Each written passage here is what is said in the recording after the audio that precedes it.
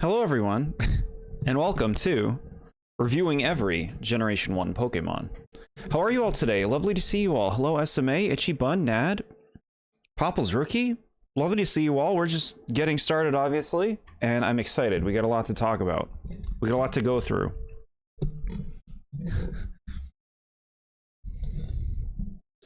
Prepare to get infuriated. I don't know how much infuriation is going to be going on. Because I'm pretty positive about Pokemon, chat.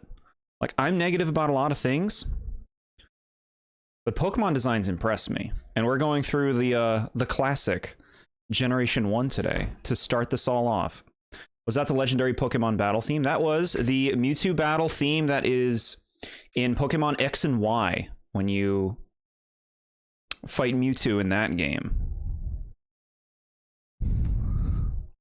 I don't know if Jordan gets salty today, but it will. There will be some things that I'll be complaining about. Oh, yeah, for sure. That'll happen. That'll happen. Okay.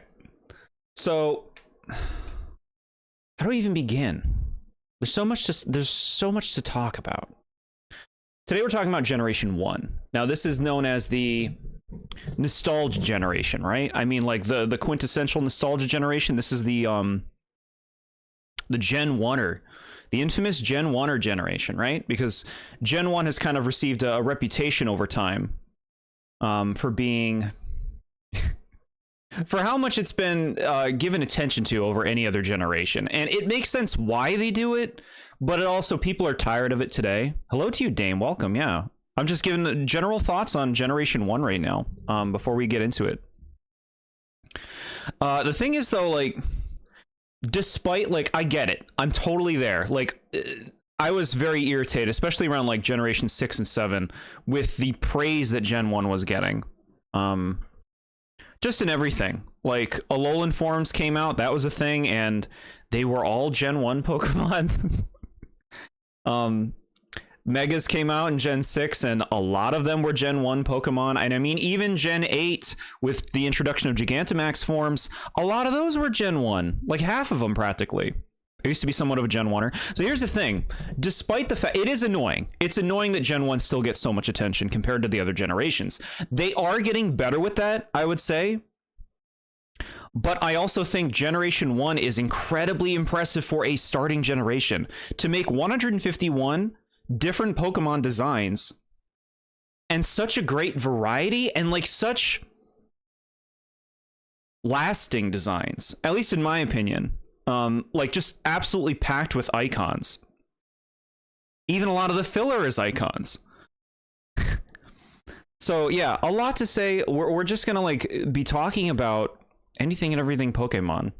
And once we're done talking about all of the Pokemon for Gen 1, all the designs, including all of their forms, I will be looking at all of your picks, chat. So thank you so much to everybody who submitted their picks on the Discord. I really appreciate it. It's going to be really fun looking at the stuff that you guys picked together. But that won't be for a little while. We got a lot to get through. That probably won't be for a few hours, honestly. We gotta talk about 151 different Pokemon, but 222 different designs. Some of them still have the same cries as each other, yeah. Saw a bit of Ready Player One, some video game movie, and I'm sorry I couldn't sit through it. I called it quit when a guy said this is like the Tootie Pop Owl. Get it? It's reference to old thing. Laugh. Oh, Tootsie Pop Owl. You must be talking about the Tootsie Pop commercial. I grew up with the Gen 4 and 5 games in the Gen 6 and 7 era. But I barely knew anything about anything but Gen 1 once I lost my DS. Oh, okay, interesting. Yeah, I'd like to actually give some of my history now that you're talking about this. I've always loved Pokemon, chat. I've always loved them. I've always loved picking my favorites and seeing what other people's favorites are. And I think that Pokemon are such a great expression of your personality and the kind of things that you like, and just, like, it's that expressiveness, that, like, choosing your team and representing yourself, that is why I love Pokemon so much. Still to this day, it's the number one thing I like about Pokemon are the Pokemon themselves. And it's the strongest thing about Pokemon even today are the Pokemon themselves and the designs that they create. Pokemon came out when I was in 3rd grade. I remember moving to a new town. I didn't know what any of the, you know, when you move to a new town back then, you don't know what any of the television channels are. So I didn't know what to watch when I moved there. I was in elementary school. I just put something on, and it was Pokemon. I'd never heard of it. I'd never seen it. It was just a show that was starting. And I saw the opening, and I was immediately in love. Just from the original Pokemon anime opening. You guys know the one. I was enamored. And the first thing I ever saw of Pokemon was the 2nd episode, where Ash takes his Pikachu to a Pokemon Center, and Team Rocket attacks it. Completely enamored. And it basically never stopped. The only time that I really kind of grew out of Pokemon at one point was before Gen 3 came out. And then I remember seeing commercials of Gen 3 on television being like, oh, there's another thing. Oh, cool. I'm going to get these. But otherwise, I've basically always been into Pokemon. You secretly love Pokemon anime. There's definitely a lot of nostalgia for it. I don't remember a lot of it, though. In the movies. I did watch all of the movies this year. Not a lot of them held up, in my opinion, but a few of them were cool. But yeah, that's how I was introduced to it. Like, I learned about Pokemon just by seeing it pop up on television. And then it became, like, the biggest craze in school. You couldn't bring Pokemon cards to school. They were banned because it was such a big deal. I remember drawing pictures of Pokemon. and selling them to kids at school for like a quarter. And then I stopped because kids were mean and they said Nintendo was gonna like sue me or something, and I got scared.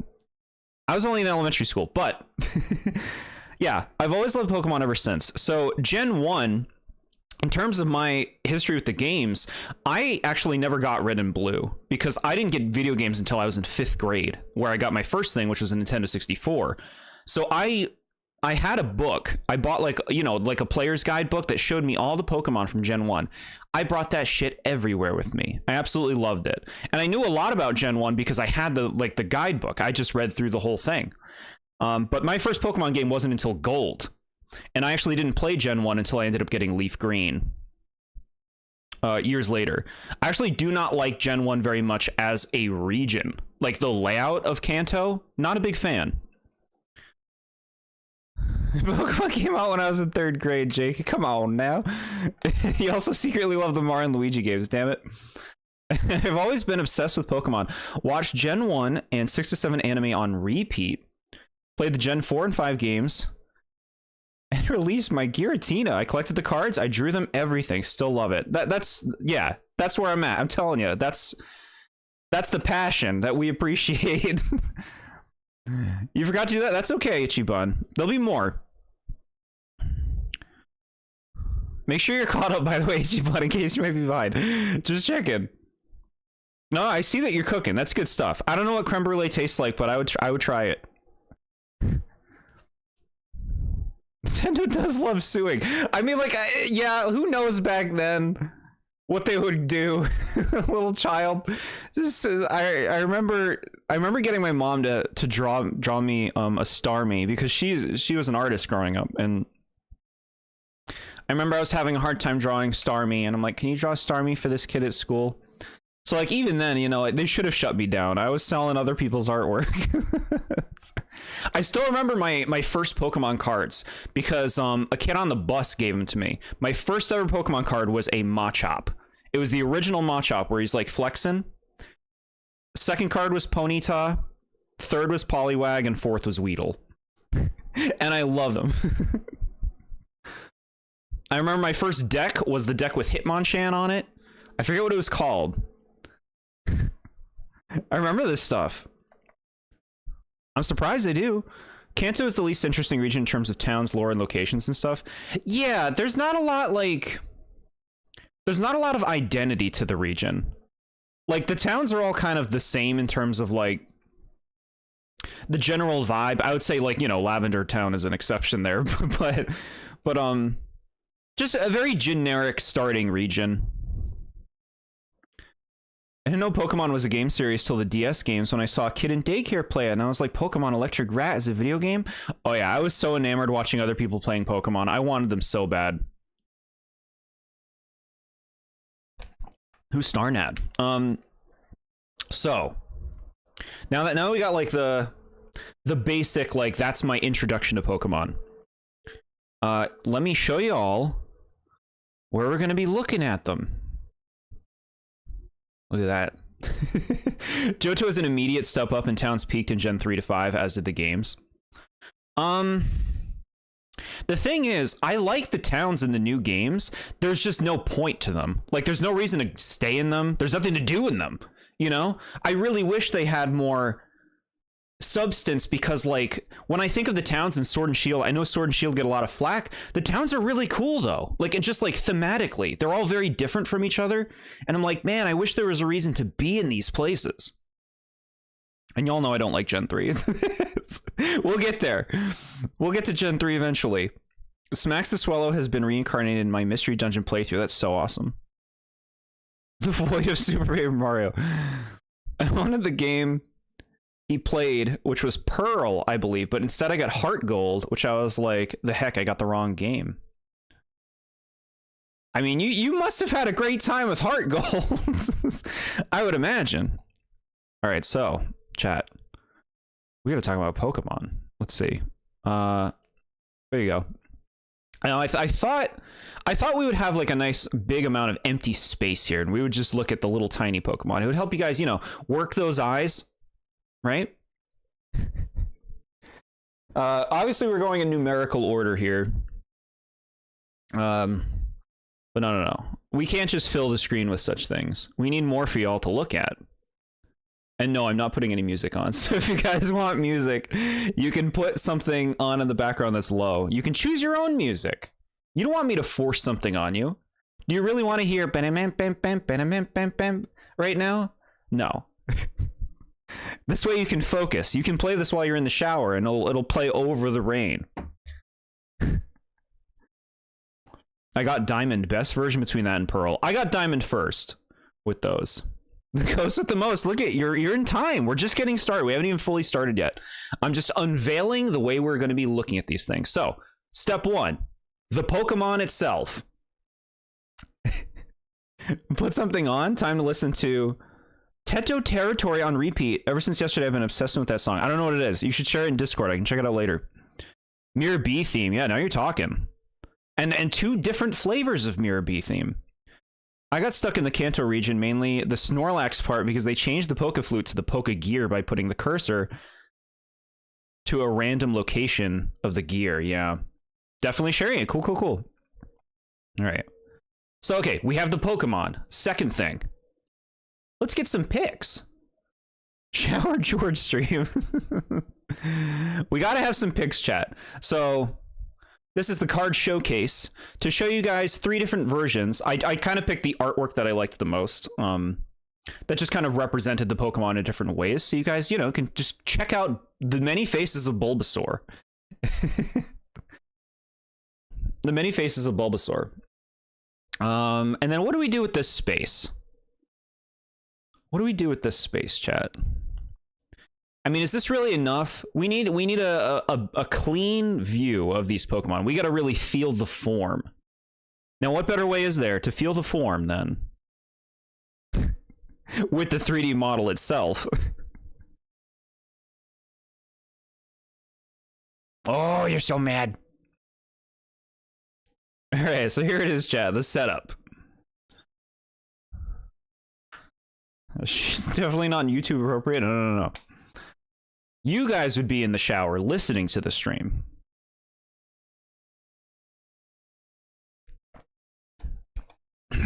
Okay. First things first, chat. We got to talk about the first Pokemon, Bulbasaur. Now,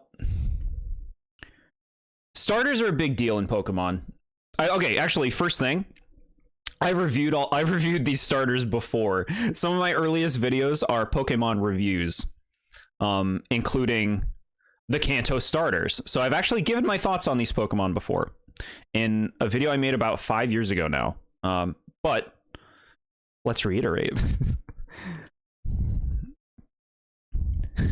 We should do a Gen 1 sprite review of the horrendous Gen 1 sprites.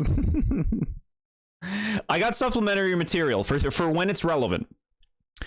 Now, of the 3 starters, so starters are a big deal because it's about like a trio, and it's like, who do you pick? That's what it's all about with starters.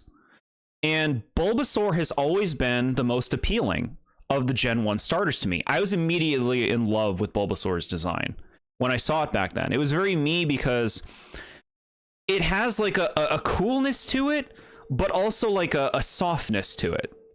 It's cute. Bulbasaur is cute, but he also looks cool. Which I really dig. And I think it's just a creative idea. Like, for a grass type, they didn't just make a plant. They didn't just make a plant. They made, like, a little creature. I've always seen Bulbasaur as a dinosaur. I'll get into that more later. Yeah, just, like, a tiny little dinosaur with a bulb growing out of his back is such a cool idea. I would die for him. Yeah. He's got vines. Gets mad. Shake and gather. Man, they really put like the names far away from the energy cost of the cards, huh? But yeah, Bulbasaur's great. Fantastic. My pick for the Gen 1 starters is Bulbasaur. Just so lovable.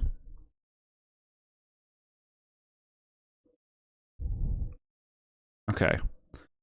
I think that is everything to say about it. I'm just making sure I got everything. Okay. Very cute. So then we go back here. Look, you even get deets. I didn't actually play Pokemon until Gen 6, but have seen all other games, and they've been interesting. And playing Pokemon Go, I'm learning more about all of them. Yeah, that's awesome. I was just doing a little more mystery dungeon work, just recruited the Eon Pokemon. Very cool. Latios and Latios. So now, I need to know the Bulbasaur lore. A strange seed was planted on its back at birth. The plant sprouts and grows with this Pokemon. Look at this, chat. You can pick any of the dex entries from any of the games. While it is young, it uses the nutrients that are stored in the seed on its back in order to grow. Very cute. We won't necessarily be reading all the lore for everything, but yeah. Now, every Pokemon has a shiny form, which we will also be taking a look at. I don't have the models of every shiny, but if I do, we can take a look at that too. Shiny Bulbasaur is green. Wait, it looks cute. You know, it's cute. It's not that different. Like, the bulb is the same. The thing with like Gen 1 shinies is they had like an algorithm or something. This is what I read. They had some kind of algorithm that like generated the shinies automatically. And there was a limitation because of the limitations of the Game Boy. And so a lot of Pokemon from Gen 1 don't have shinies that are especially different from their regular coloration. Granted, you know, green Bulbasaur's cute. It could be more creative, but it's cute. Okay.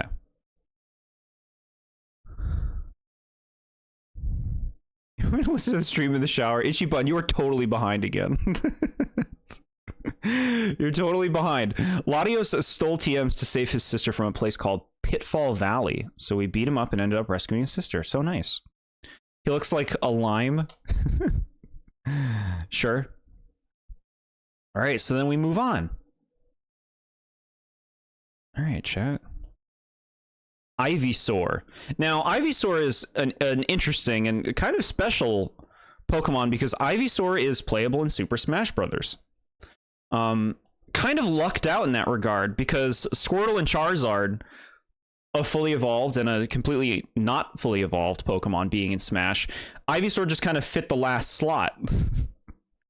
And we have the progression right now. Like, Bulbasaur's bulb has blossomed. So we're seeing like the appeal of evolution in Pokemon. The bulb has blossomed, the flower's starting to come out. You see, like, Ivysaur is a bit more aggressive looking, right? It kind of lost the cute factor and is a bit more intense. I have a soft spot for middle evolutions. Hell, my favorite Pokemon of all time is a middle Evo. Some middle evolutions can be really cool, and I think Ivysaur is a very appealing one. Ivysaur is a nice design, especially for a middle evolution. Like, this is such like a halfway point, you know? Yeah, it's really cool. Honestly, fun to play as in Smash too. Yeah, looking good. There's a plant bulb on its back. When it absorbs nutrients, the bulb is said to blossom into a large flower. The best middle evolutions are in the middle ground that can be just as cute as they can be cool. I like that. Dragonair is the best middle evolution in your opinion? It's a really good pick. I like the English dub of the anime because they say their names when speaking. So you have scenes where Ivysaur says its name, and May from the Gen 3 anime is like, that's a big Bulbasaur. Yeah, okay, I'm not a fan of Pokemon saying their name. There's a few where it's like, you're so used to it, like Pikachu, for example, that it doesn't really bother me, but like, there are some really stupid examples where it's just like, they sound so unnatural saying their name that it's just kind of dumb. Your favorite Pokemon is Luxio. Cool, cool. Very cool. Very cool. And then, of course, a shiny Ivysaur follows suit with Bulbasaur in like green body, but now we have a yellow, like almost golden, light gold colored bulb. So that's good, like a different take. That's a different take. It looks like you left the Ivysaur in like a... like just like a pile of vegetables. But it's not bad. It's not bad. It's not bad, but it's not like a, ooh, I gotta get that shiny. And then we come to the final. Venusaur.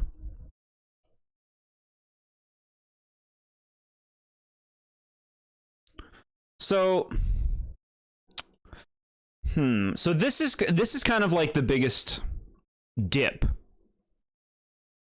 Thank you for giving me the word dip, Nad. He dipped Ivysaur with candy coating, yeah. This is kind of the dip for me with this line.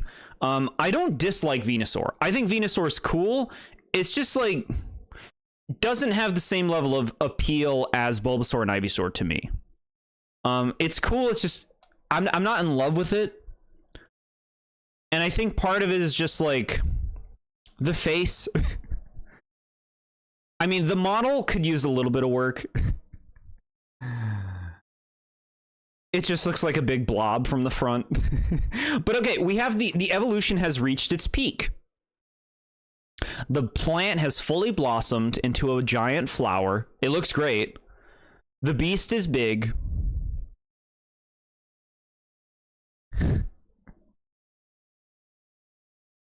He's a biggin.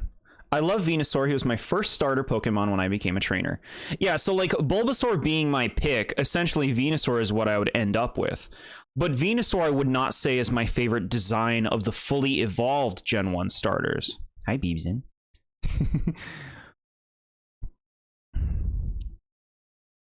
I remember drawing every Gen 1 Pokemon many years ago, and Venusaur looked like a fucking blob. Absolutely horrible. Look at my beautiful son, yeah? You like this? So I feel like he's traded in the cuteness completely at this point. I mean, I suppose you could try to see some cuteness. And he's got like more warts or whatever you want to call these bumps. And so that's going to kind of bring me to something I'm going to discuss about Venusaur. Which is, well, first, shiny Venusaur. Oh, no, male, female. This Pokemon has a gender difference, chat. You can see in this little image, the male does not have a seed on top of the flower. The female does. I think I would rather not have a seed than have the seed. When they started making gender differences in Gen 4, they went crazy with making a lot of minor ones. I think it was kind of stupid that they did this because they then immediately stopped doing it afterwards. And so then just for some reason, the first 4 generations have a bunch of Pokemon with gender differences. And then after that, they don't unless they look completely different. All the drawings were bad, but Venusaur was one of, if not the absolute worst. I feel like it would be the other way around. So here is a shiny Venusaur. Now this actually looks quite nice. The fully blossomed yellow flower is a take, you know? It looks nice. And the green flesh, you know, it's not super different from regular Venusaur, but it's different enough. It's different enough. And then of course here's the shiny gender difference. What an arbitrary difference. Yeah, there's a lot of arbitrary differences. Eventually, someday, we'll talk about Torchic, and you all will see. Now, we need to talk about this. Hold on, how does this look on the stream? Yeah, you guys can see it. Okay. The debate about what Venusaur is and what this evolutionary line is. I do not subscribe to the idea that these are frogs. I don't. Now, here's the biggest evidence for them being frogs, is Venusaur is essentially hopping in Pokemon Let's Go Pikachu and Eevee. As you can see in this image, but I've never seen them as frogs. If anything, if they're supposed to be frogs, I feel like that's a retroactive thing. I feel like they're trying to retroactively make them frogs now. I've always seen this line as dinosaurs, and I've always appreciated them for being that. Like, they're a weird creature. They're not just, I'm a frog with a plant. They're like a weird dinosaur to me with a plant. So I don't subscribe to the frog thing. I see why people say it. One thing I like the anime did with Bulbasaur is how it uses solar beam. It builds power in its bulb and then the giant laser. That's so cool. Yeah, I like that. That's a creative use of the design in the move. And I like it whenever they do that with a Pokemon.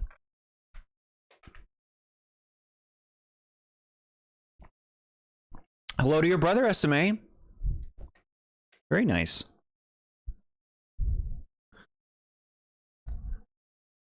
Okay.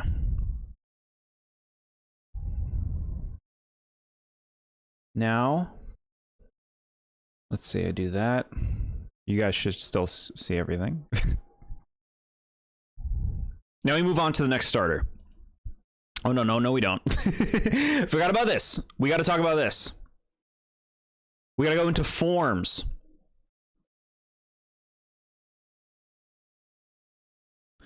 Mega Venusaur. Not that one. This one. Here it is. Look at him, he hopping. Hopping, yeah. Okay, now, I've made this clear a few times. I'm generally not a fan of Mega Evolution. Some of them look really cool, but I think a lot of them, someone put it this way in the Discord recently, which is a lot of them fall into two categories. You either tack a bunch of stuff onto a Pokemon design and essentially ruin it by putting a bunch of crap on it, or you accentuate one quality of the design so much that it becomes like a almost like visible gimmick. Like now it's all about that aspect of the Pokemon. Sometimes they can be good, sometimes they can be bad. Most of them I do not like. This kind of looks like those TikToks with Subway Surfers gameplay and Family Guy clips, and an AI voice telling fun facts with weirdly satisfying footage in the background. We got a good list for Gen 2, 3, and 4. Can't wait to share them. Yeah, we'll do it. Eventually, yeah. Now, so with that said about the Megas, most of these Mega Evolutions, I'm not going to be too positive on. And the thing is, when you make a new form of a Pokemon, it automatically becomes a comparison. Like, if you're gonna make a new form of Venusaur, you're immediately going to compare it to the regular Venusaur. By that, I mean the amount of different stuff on screen. Yeah, is everything holding up? Yeah, it's all working. Great. So Mega Venusaur, I don't feel like it's awful, but I don't think it's very good. To me, this is less appealing than Venusaur.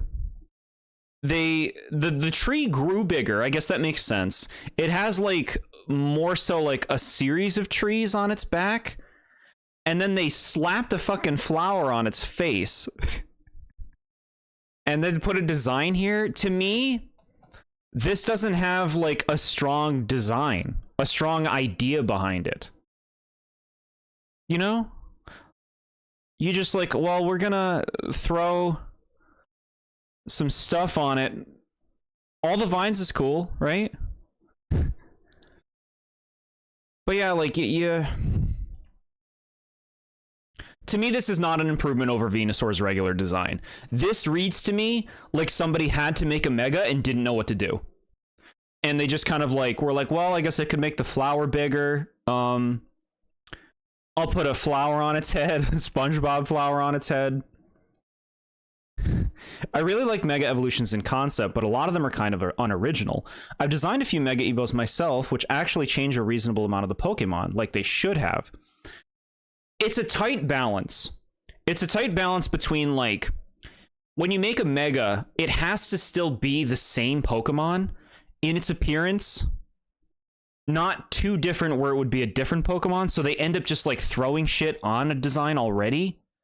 and it comes off as busy and messy. That's how this feels to me. So it could be far worse, believe me. We'll be talking about far worse than this. But I don't like this. I think this is a downgrade from Venusaur. And it's just kind of like dopey. Like, come on, bro. You putting this on his head? Garchomp definitely has the best Mega Evo. I'm probably not going to be very positive on that when we talk about it one day. But there'll be a few I will be positive on. It'll happen.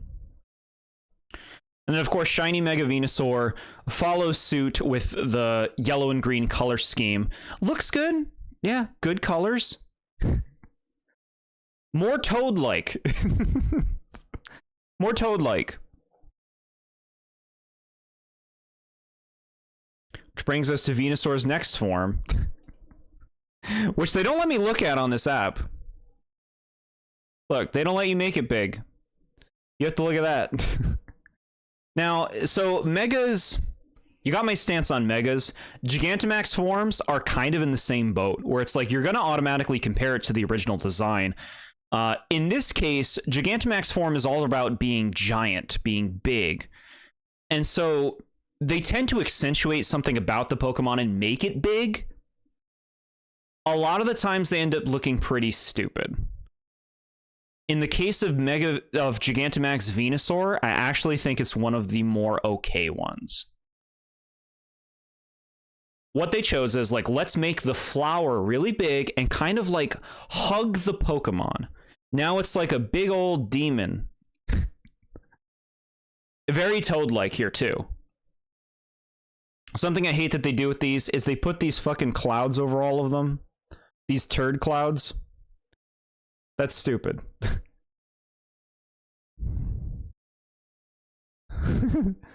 Gave an insight to your Gen 4 list, yeah. G-Max Venusaur is cool in concept, but in execution, he just looks kind of goofy. I like that it's a take. Like, it actually feels like they had an idea for this, and it does feel like a different vibe. Like, there's a look in his eyes that feels different from the standard Venusaur. So it does feel like a little bit different, which is good. I actually would say this is a better design than the Mega Venusaur. Yeah. If these vines slammed into a 10-story building, they could easily topple it.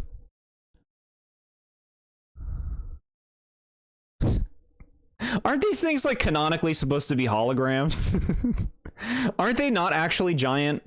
What are you talking about? 78.9. All right.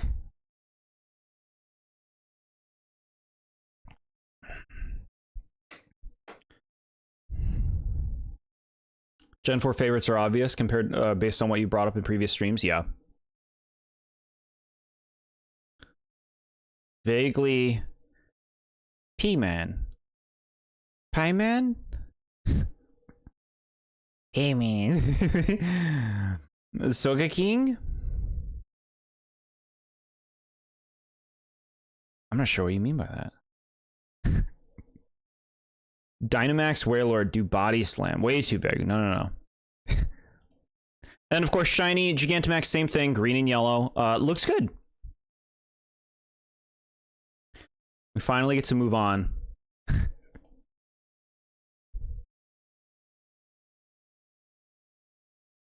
To the next starter, chat. He's got a bob. Don't say that. Not a fan of bobs. Oh, yeah. Charmander. All right, everybody loves Charmander, right? Okay, maybe not everybody. This is the other starter. The other starter. One of the other starters. Charmander, similar to Bulbasaur, strikes that balance of like cool and cute really well. And it's like such a sleek design, similar to Bulbasaur. It's like, it's an animal with the aspect of its element kind of worked into the design. A lizard with a flaming tail. Now, we will see later that the Pokemon gets pretty obsessed with giving fire types a flaming tail. But it's a cool idea. It's a cool idea. Very cute.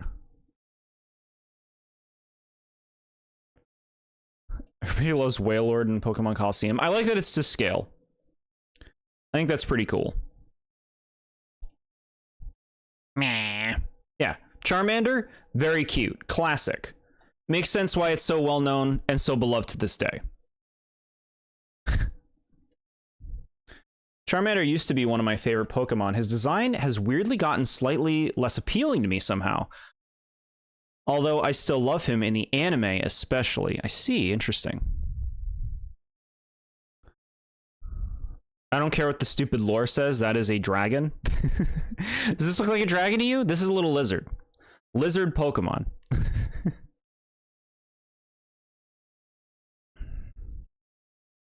Sucks that I have to share a name with the guy that abandoned him in the rain. Yeah, it's a sad episode, huh? Pokemon being abandoned is always sad. Like, it's just mean. Don't be mean. Charmander, Flamethrower Fighters, and Smash Brothers 64.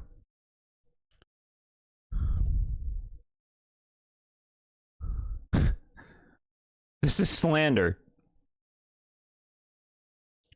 It's just like a really like nice, simple design. Looks like a tablecloth over the Pokemon. I think you're talking about Venusaur.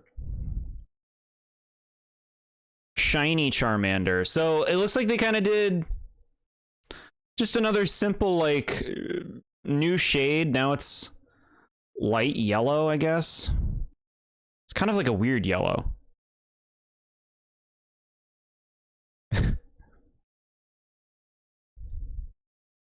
It's still cute, you know, not super different from the basic.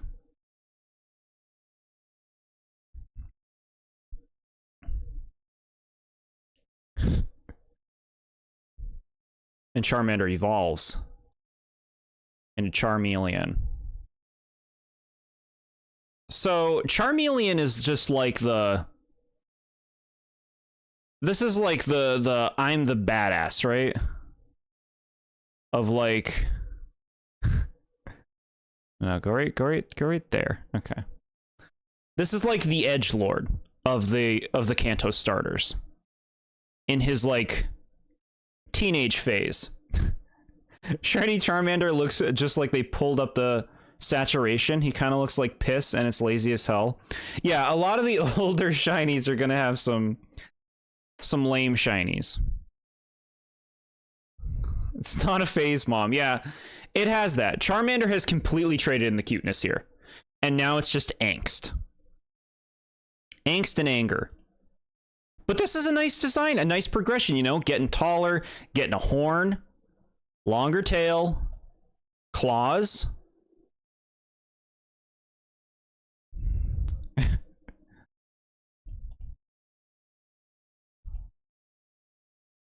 Do another animation. There you go. Okay.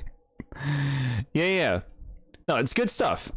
Appealing, a nice just like progression of the design. Now, when we go to the shiny here, same thing. They just laid on that same yellow color. Oh, he mad, yeah. That same yellow color just like doesn't really do much for the design, you know? Doesn't really do anything for the design. And then that brings us to the golden goose of Gen 1, right? Decidedly not golden, though.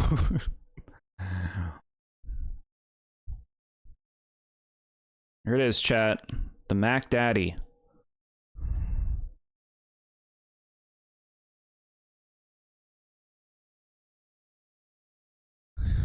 Close to His Majesty. I'd be mad too, looking like mac and cheese. That's a good comparison, yeah. So here's Charizard, chat. Now, I would say Charizard is the most well-known Pokemon after Pikachu out of every Pokemon. Charizard is like the biggest icon of them all after Pikachu. And he's garnered a fair amount of distaste for that. Because Charizard, they know it. The people who, like the creators, the Pokemon Company, they know it. And so Charizard consistently gets attention to a degree where a lot of people are fucking sick of it. And it makes sense. It makes sense to be sick of it. The Scorbunny line doesn't get a flaming tail. Yeah, that's good. That's some restraint. I understand the Charizard hype. He might be basic, but very well designed. Best of the Gen 1 starter final Evos. I am there with you. I think Charizard has the best design of the 3 finals of Gen 1. I give it to Charizard. It is very simple, but it really works. It's a dragon, nice wings, nice tail, the horns, just a good, simple look. Fun fact, Charizard can't learn Fly in red and blue. They added this in yellow. Okay, cool. Appropriate. He has to be able to fly. Yeah, like, that's the thing. It's annoying how much attention Charizard gets. But at the same time, he's kind of earned it. Does that mean we want the champion of the new Gen 8, when Gen 8 came out, to have his signature Pokemon be Charizard? No, that's lame. That's lame. Is it cool for Charizard to get 2 megas when the other starters get 1? No, that's also lame. That's also lame. The favoritism is annoying, but Charizard is still a really good design, is basically where I'm at. Shiny Charizard. Now, Shiny Charizard is a very well-known shiny. Because it's black with red wings. Now, you might be like, huh, the other 2 were just yellow. Why does this one get to be so different? So this is another aspect of the favoritism that Charizard gets. They straight up gave Charizard a new shiny, which I think is kind of lame. Because there are so many shinies that could use like a whole different coat of paint. That could be something different. And for some reason, they haven't done that with a ton of them. I think that one day eventually they will go back and redo some shinies that are like not different enough. But the fact that Charizard got this treatment just because of favoritism and none of the other ones did is aggravating. Like, yes, this is very cool. You made it black and red. You know how to sell your Charizard. But it's just like, also, you know, give more considerate palettes to other shinies, too, from Gen 1. Why does just Charizard get it? He puts the Char in Charizard, yeah. Shiny Charizard is hella lit AF. Hands down, it's got cool, badass colors. I love it so much. Yeah, see, like, this is what I'm talking about. It's just, like, effortless. Like, you made it black and red. Like, that's really cool. I feel like a champion's signature Pokemon should always be from their home region, with the exception of Johto, because that's more connected to Kanto. Yeah, you know, I'm there with you. I like that. You want the new region to be featured in the new region. You don't want it to be Charizard. Dame, thanks for hanging out. You can check the VOD. We'll be talking about your picks later on.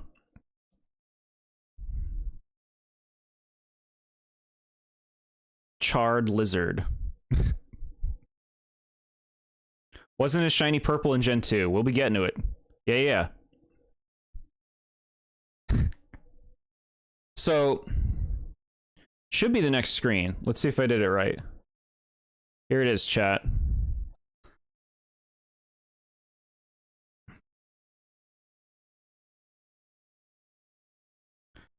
The original shiny Charizard. This is like a fan mock-up of the concept. I don't remember if its flames were purple. I'm pretty sure they weren't, but the original shiny Charizard was purple with green wings, which I think looks cool. I think it looks cool, and they still were like, we need to change it completely to make it something that we can sell and market more. Here's the comparison shot, chat. Okay, I guess its flames were purple, at least in the sprite. Okay, that is... Let's go here. There they are, chat. Barney looking ass. Thing is, I think the purple and green is more magical, you know? Black and red is just like intensity. It's like, oh, I'm a badass. But purple and green, it's more fantasy to me, which I kind of like. Like, it was a distinct shiny, and even then they changed it. And it's like, it really bothers me that they only did that for Charizard.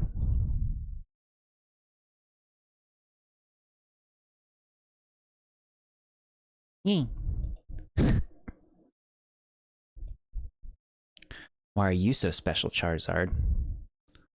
How'd you become a magician?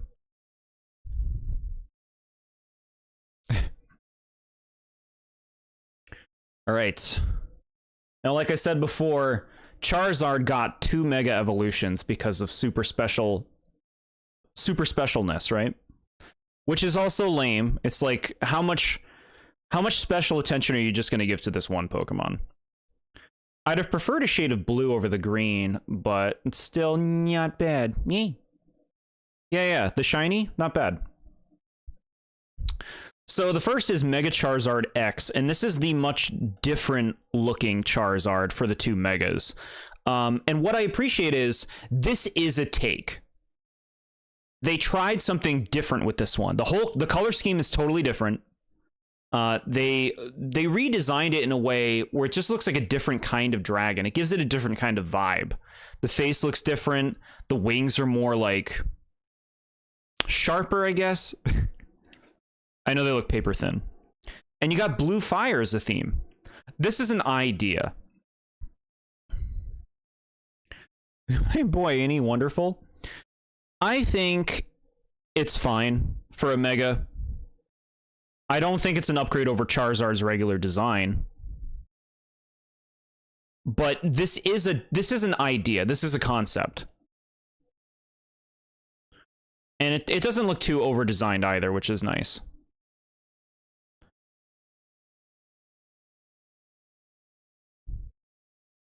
Where he's being gagged with his fire towel. Yeah, the flames coming out of the mouth can be a little strange if you view them in such ways. You do like it nonetheless, yeah. Yeah, like I said, for a Mega, it's alright. It's alright.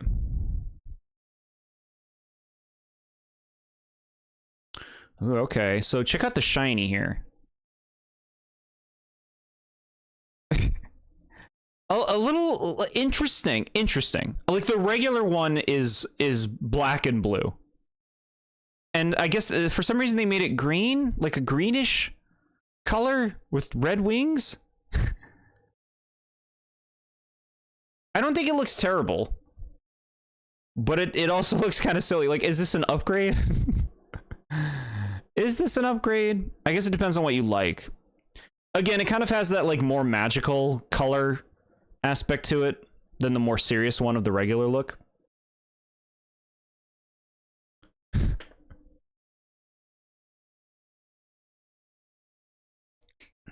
Okay. We've been live for about an hour now, and we're only 6 Pokemon in. This is going to be one long stream. Is it really going to be? Is it? No, we're picking up the pace. It's fine. It takes the time that it takes. Then we have another Mega Charizard, chat. Mega Charizard Y. Also these names. Mega Charizard X and Mega Charizard Y. Now, Mega Charizard Y is more like what they usually do with Megas, which is, just kind of like tack on stuff to the original design and change a few things. I don't think this looks very good. Like, look at its face. Does that look better than the other Charizard? This looks like a Spyro enemy.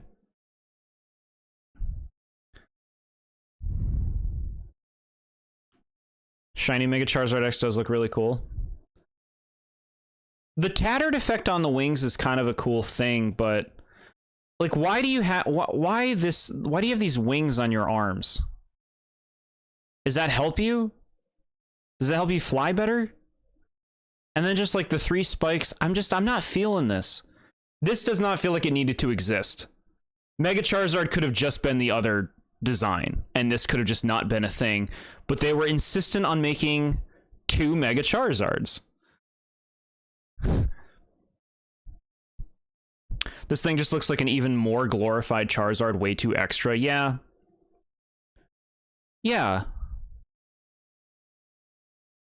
I'm just not impressed. I think this is... I don't generally use the word lazy much with designs, but this does not seem inspired to me. This seems like it was made to make another Charizard. Leave Charizard alone. He made the game sell in the West. Charizard is very popular. That's why he gets 2 of these. General consensus, X better than Y. Yeah, X is better than Y because it feels like it's more of an original design. Whereas this just feels like Charizard with, like, somebody took scissors to a Charizard and then added some things to it. Like, all right. And then, of course, Charizard, or Shiny, the Shiny Mega Charizard Y, it kind of goes more for that, the regular Charizard Shiny, except it's not black so much it is like a purplish gray. It doesn't look too bad. The red wings with the tears look cool. Yveltal better than Xerneas. I like both. However, the hipster in me wants to like Charizard Y more since X is so much more popular. I get that. I get that. How is that not a dragon? Look at it. This one's not. This one is a flying fire, a fire flying type. The Mega Charizard X, the one with the blue flames, that's a dragon. In the world of Pokemon. You do be a fave of mine. Yeah, and I respect it. I respect it if you like Charizard. It is just annoying that Charizard gets so much attention compared to other Pokemon. You know, he got his own redesigned Shiny. He got 2 Megas. And we're not even done looking at this guy.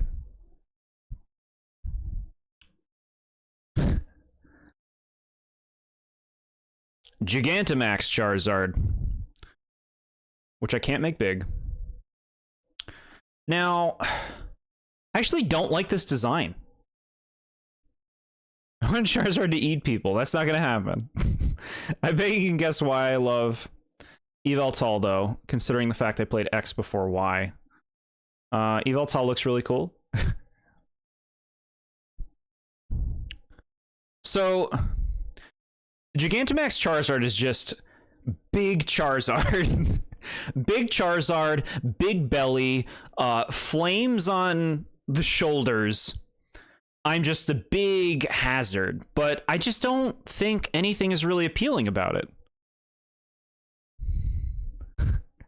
Gigantamax Charizard can't make big. Oh, the irony. Yeah, I can't.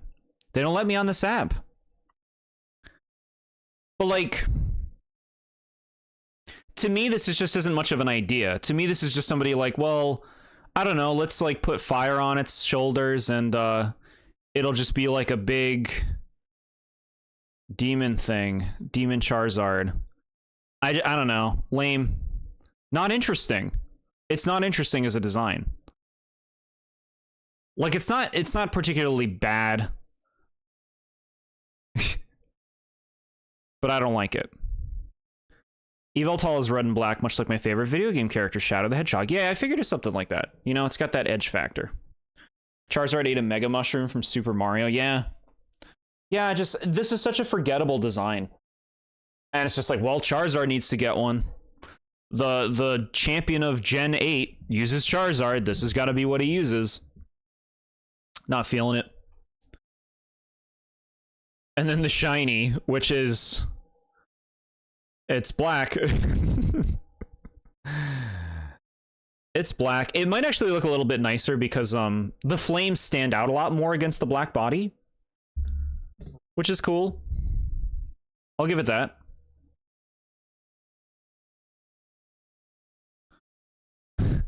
The third starter, chat. And boy, is it a cutie.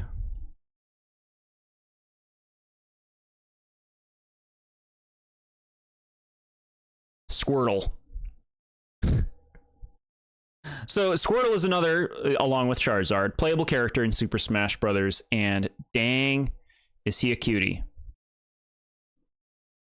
So for the other 3 starters, for this one too, also strikes that really good balance between cool and cute. Unlike the other 2, though, isn't really like wearing the element on its body. Which is fine, because it's still immediately understood, like, this is a little water turtle. Look at how blue it is. Look at its curly little tail. Adorable. Why does Squirtle not get any love? I think a lot of people love Squirtle. Squirtle is such a nice design. It's so simple. It's so clean. Squirtle. That's what he sounds like in the anime.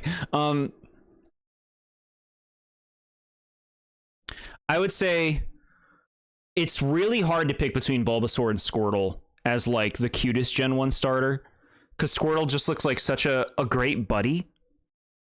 But I do give the nod to Bulbasaur, as that was always my inclination. Yeah, Squirtle is a nice turtle. It's a turtle, man. And it's not slow. It's not themed around being slow.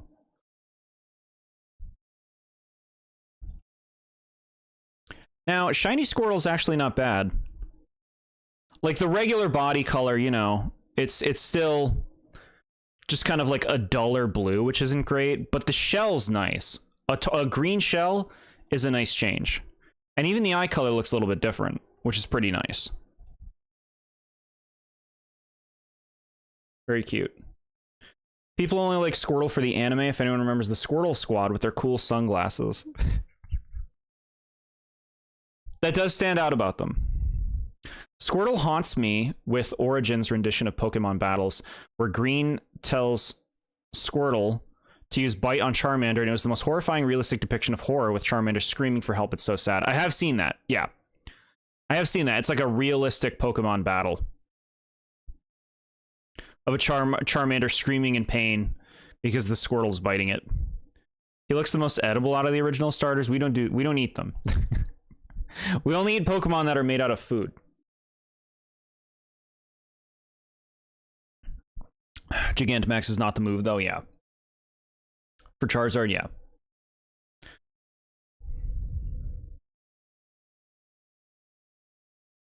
And Squirtle evolves into Wartortle. Wartortle, really appealing. Another, like, nice middle evolution. That strikes, like, given, like, the other ones kind of gave up most of the cuteness factor to be more of, like, a cool, growing up, teenage years kind of Pokemon. But I like this. I love the ears. And I love the tail. Like, they're going for, like, this really cool, wispy look with these things. Which is very cool. Yeah. I'm eating all of them. I need to make it to your list on how delicious each of them are. There's actually, like, disturbing videos that I've seen of, like, somebody, like, cutting up a Chikorita like it was, like, being made into a meal. It was very disgusting. I didn't watch long. Better than Blastoise? Yeah. Yeah, we're going to talk about Blastoise. I hate this Pokemon. Look at his stupid ears. I was so close to having this be my ugliest Pokemon. He cute. Look, he's smiling. Got little fangs. He's got a cool tail and cute little ears. What? That's fine. He looks like he would fit right in the Mario universe.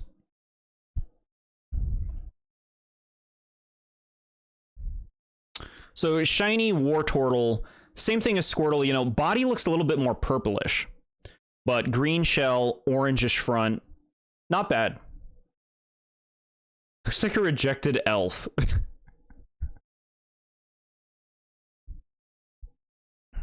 And then the final of the three starters, Blastoise.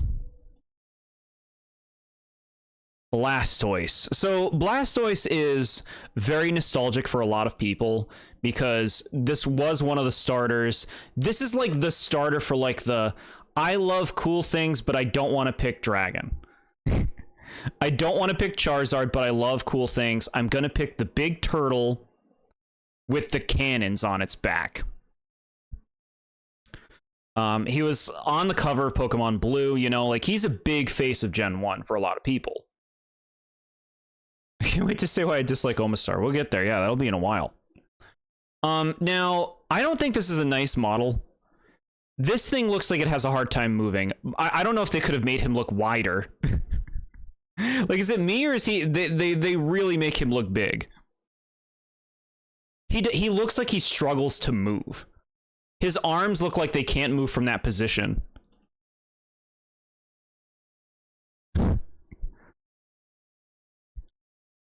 It goes without saying, Blastoise is my least favorite of the 3 Gen 1 starters in terms of their final forms. And it's a shame because Squirtle and Wartortle are so appealing. But, there's a dissonance also in the design. And, like, you can see this in some of, like, the beta stuff that's come out recently. The last Pokemon we looked at, this thing's middle evolution, Wartortle. Like, what happened to all of this? It had these ears. Like, look, Squirtle has no ears. And then, oh, now I have these wispy ears. And a big old wispy tail. And then, okay, well, now I don't. Now I just have little tiny ears and just, like, a normal tail. It's like, what happened? To me, it's like... You look at Bulbasaur, and it's like, bulb, flowering, full-on flower. Charmander, it's like little flame, tail gets longer, bigger flame, and then longer again, bigger flame, and just like the evolution of a lizard. Whereas these turtles, it's like, okay, turtle, bigger turtle with wispy elements, and then throw those out. Now I have cannons, and I'm like what? What happened? What happened to their, like, the evolution of this Pokemon line is poor.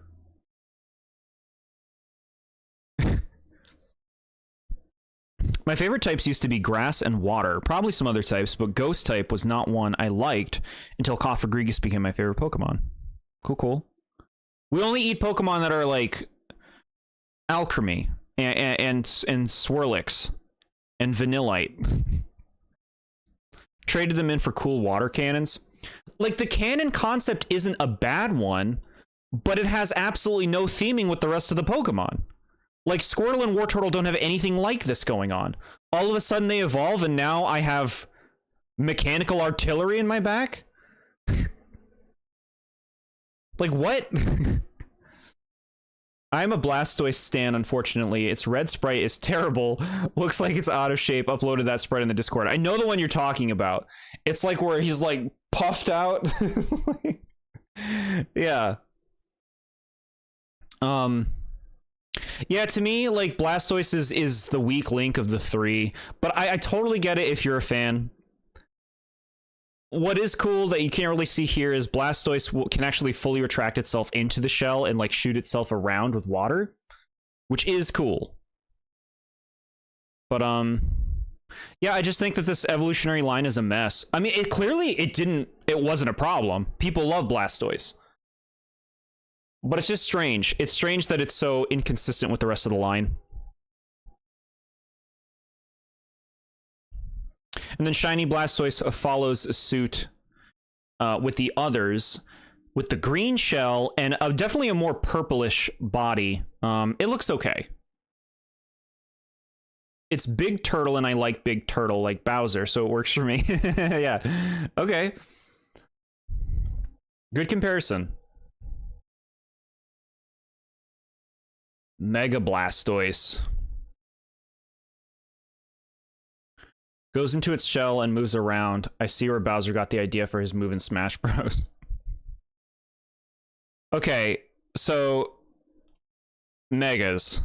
I think this is honestly a really bad Mega. You have an idea here with, I get a big cannon. That makes sense. That's a progression, right? You're focusing on an element of the Pokemon. And then he gets these stupid hand water cannons that he just attracts to his stubby hands, which is just, it's just stupid to me. And then why does he get this chin?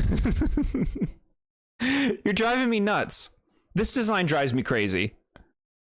The person who made this did not know what to do. They had the cannon idea and then they didn't know what to do with the rest of the design. I don't know, some more cannons. I don't know, he doesn't look different enough. Let's, like, sleek out his face and make him look proud. Arm shells. Yeah, jeans. Hello. Like, what the hell? Do another animation, please. Okay. Yeah, I think this thing looks really lame. I think it's just like another mega where it's, you didn't seem to have much of an idea. You didn't seem to have much of an idea. The big cannon is something, but then you didn't do anything with the rest of it. Why the arm cannons? Blastoise is a big bulky turtle. It's not going to move that fast to move his arms. And also it has a Peter Griffin gym. Why did Butterfree get a Mega and a Gigantamax? Butterfree only got a Gigantamax. It did not get a Mega. So yeah, not a fan. Not a fan. Shiny, of course, you know, now it's more purple than ever. And same green shell. Doesn't look bad, like for the colors. Doesn't look bad. And now it's Gigantamax. All right. So this is at least, unlike the Charizard, this is something that we can point to and be like, they had an idea. They were like, Blastoise becomes big. What do we do? Well, he has cannons. I know. Let's make his shell become a fortress with a bunch of cannons shooting out. Right? Yeah, the way you remember it, SMA, is Beedrill got the Mega, Butterfree got the Gigantamax. Like, they didn't get the other one, you know? That's how I think of it. I give this credit because it's an idea. Blastoise looks kind of cool. Like, staring from over there. Like, I'm going to shoot you with my big old fortress. Conceptually, it's solid for a Gigantamax Pokemon and executed pretty decently. I don't love it, but I'll give it credit for a Gigantamax form. I probably like the Gigantamax Venusaur more, but this one's probably might be the strongest idea overall. Hard to say. It's up to you. And then shiny, now its shell is like, it's not green. It's like a gold color. Yeah, it looks all right. Jord, bruv, you're literally saying what I'm thinking, but I'm too slow to type on my phone. That's okay. You take your time. Make sure you're caught up if that's a thing, too.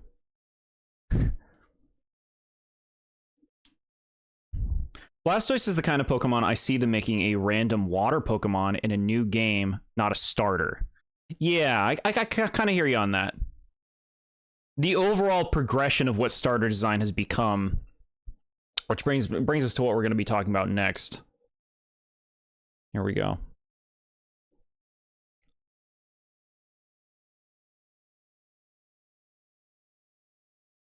Let's see. Why don't we just bring you up like this?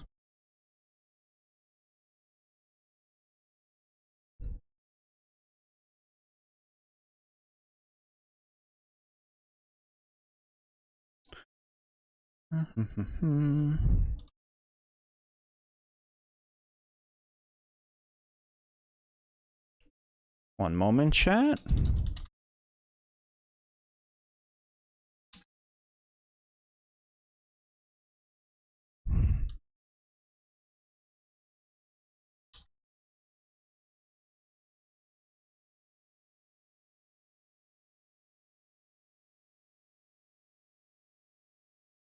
Okay. Let your voice be heard, chat. I've created a poll. The Gen 1 starters, who's your pick? You're playing these games, it can be for any reason. Scizor, Beedrill, Heracross, Pinsir, I believe all got Megas. It's true. They did.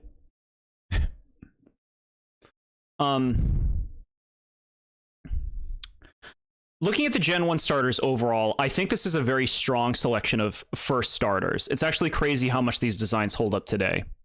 There is a simplicity to these that you don't see with starters today, because today's starter design is much more focused on creating characters as opposed to creating creatures.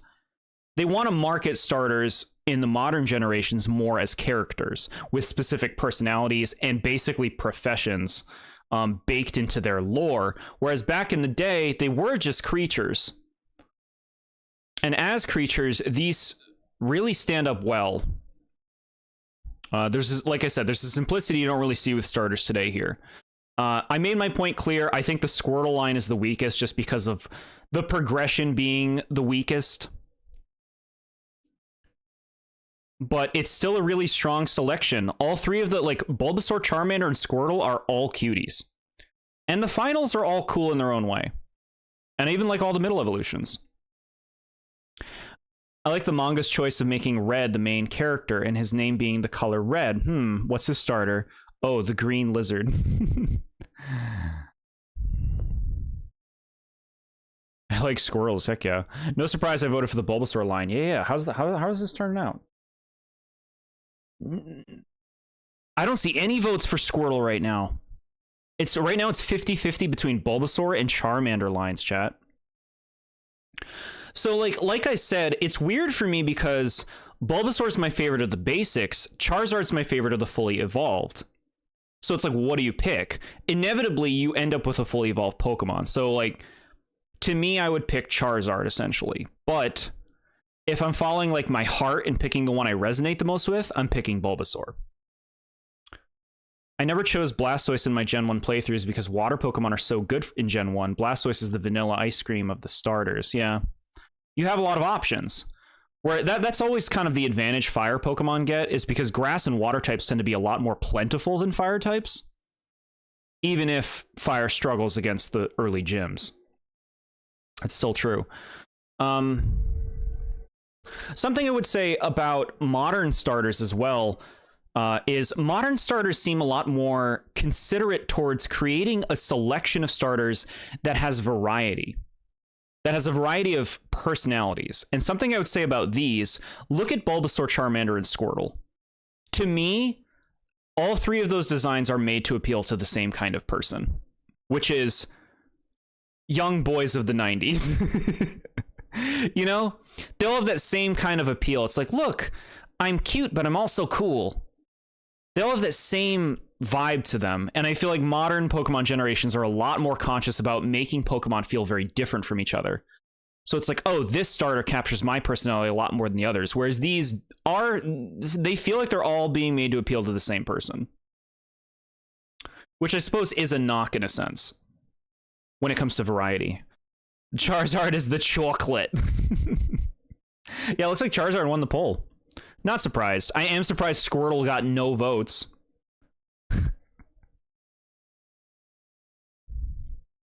Venusaur's mint-flavored ice cream?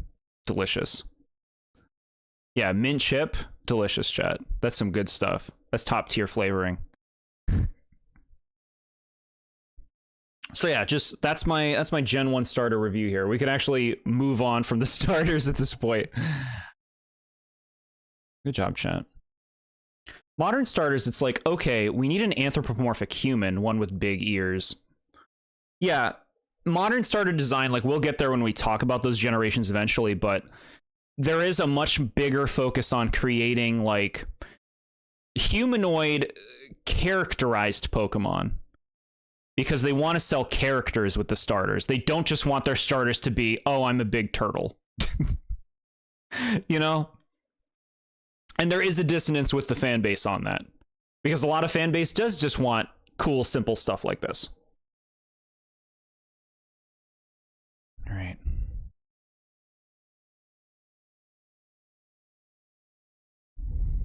And now we talk about this little bug.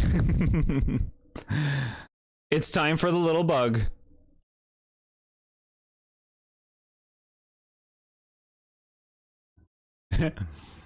It's so tiny. Misty gets her giant Paper Mario hammer and whacks Caterpie away. Caterpie is very cute and very appealing. It's just like a simple little bug, but such like strong, distinct features. You know, the horn, the eyes. It's just like, it's so simple, but it's so strong. I loved the crap out of this thing as a kid. Heck yeah. So at least bigger than Joltik. Yeah, Joltik is teeny. Caterpie's great. Misty being scared of Caterpie is weird because it's like, this thing is cute. Like, I can picture bugs that can be kind of EBGB, you know? This is not one. He's so cute in that early anime episode. Yeah! His little dreams of becoming a Butterfree and flying, it's adorable. It's adorable. So cute. Yeah. Yeah, Caterpie's great. Now, Shiny Caterpie, I'm on board with. Because it is distinct, you know, it's just straight up yellow. But it looks good. It's like you found a little golden Caterpie. That doesn't look bad. We need a magnifying glass for Joltik. Autumn Buggy, yeah. Autumn Buggy. Yeah, Caterpie gets a big old thumbs up from me. Then it becomes Metapod. Metapod, okay. So Metapod is kind of like a meme almost, right? You can see its face two different ways. Like you could look at it like this is its face. You got like a weird nose here and kind of like a mouth structure. Or you could look at it like this, where it has a nose here. It's an interesting design. I like that the middle evolution of a bug is a straight up cocoon. I think that's really creative. Misty, get that bug away from me. Bugs bug me. Bugs are the most disgusting thing in the whole world. Ash, aside from you, what are the other disgusting things? Wow. Brutal.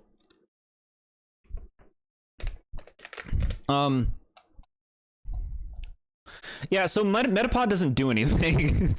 It's a cocoon. It can't really move. But I like that it looks distinct. Like this is just a shape. This thing is just a suppository, but a distinct Pokemon. A distinct cocoon. That's just a pickle with googly eyes taped onto it. It's biding its time in evolution. Metapod used Harden, its defense went up. Yeah, that's what it's all about. It's a good bit. He's hilarious. Yeah, the classic Pokemon episode of Metapod versus Metapod, where no progression is made. Shiny Metapod. So, you know, we're moving along here. Like, this is not... It wasn't just like, let's do the same yellow color that the Caterpie had. Now it's a Cheeto. Look at that orange. That is a strong orange.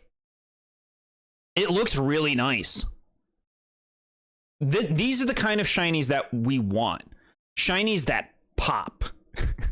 That are different from the original significantly and pop. Scorbunny is my absolute everything.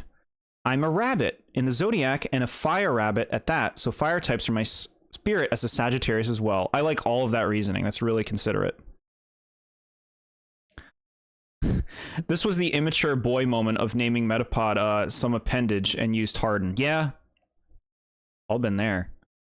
A clementine slice, yeah. Get your citrus in, chat.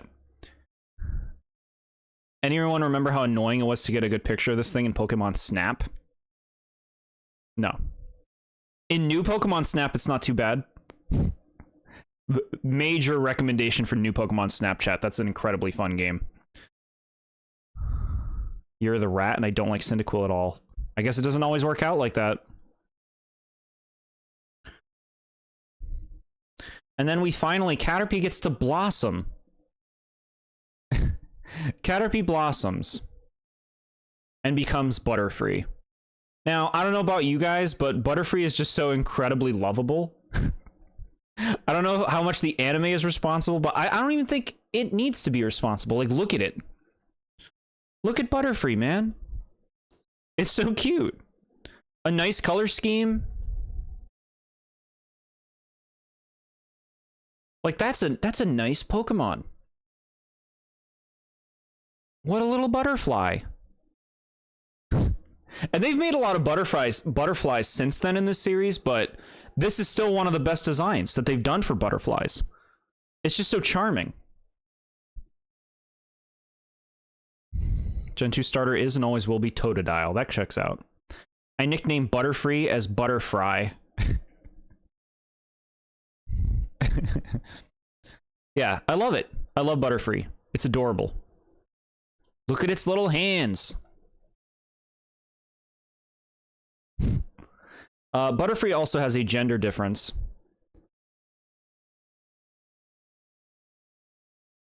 Yeah, which you can see. The female Butterfree has these little black spots on its wings. See, again, another like really minor difference is like, why'd you even bother? They went for something weird in Gen 4 with this, and then like I said, they just gave up after Gen 4. It's like, you know what? Pick a lane. Either give everything these things or don't give any of them these minor differences. Drives me nuts. Gatorade the Feraligatr is my nickname for it nowadays. It's very cute.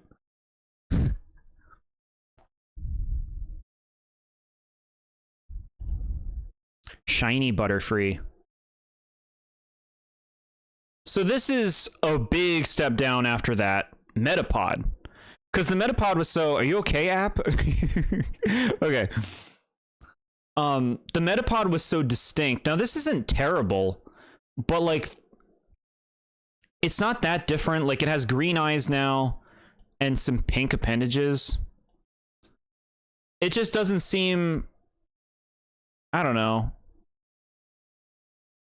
Like a cohesive idea for colors. This is another one that, like, you know, you could go back and redo this. Because Gatorade is a drink. Yeah, no, I got that part.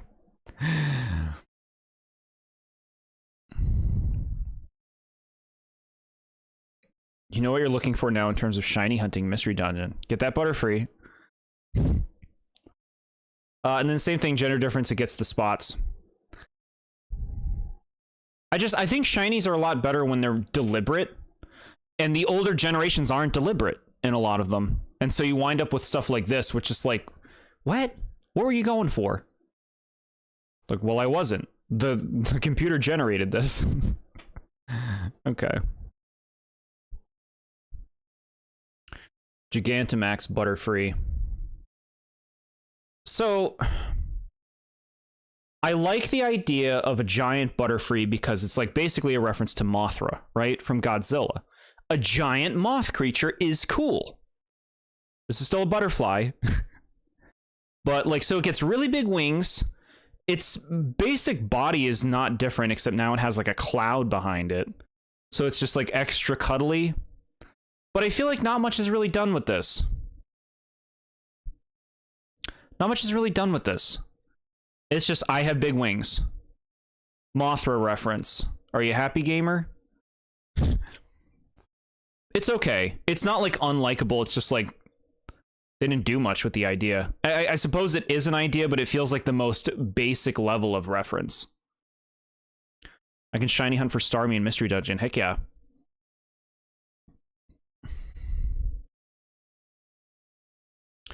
Shiny Gigantamax. Oh, look. Those minor changes happen again. See, like, nothing even happens to the wings. That's so rough. I guess they might be a minor shade change, but very minor. Mostly just this changing. Where was Tyranitar's G-Max form? He already had a Mega. He's had enough. Now we go to the other bug. A very cute bug. Look at this cutie. Look at him.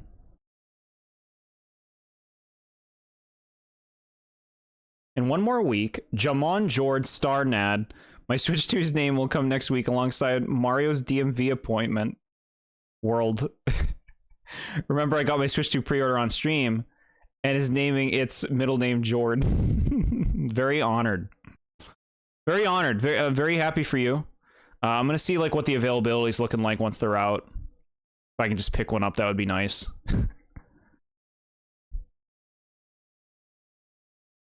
I said I love G-Max or Beetle in passing. Yeah, okay. No, I can respect that one.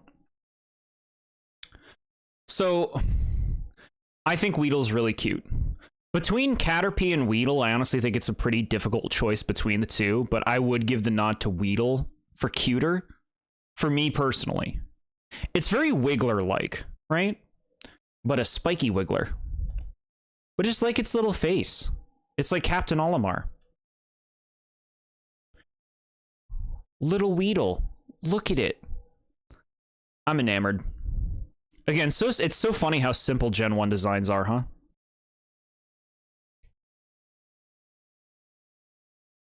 Shiny Weedle is following suit with Caterpie, just going for like a yellow look, which isn't very different from the original one, so I'd say this isn't a great one. Although the pink knobs are cute.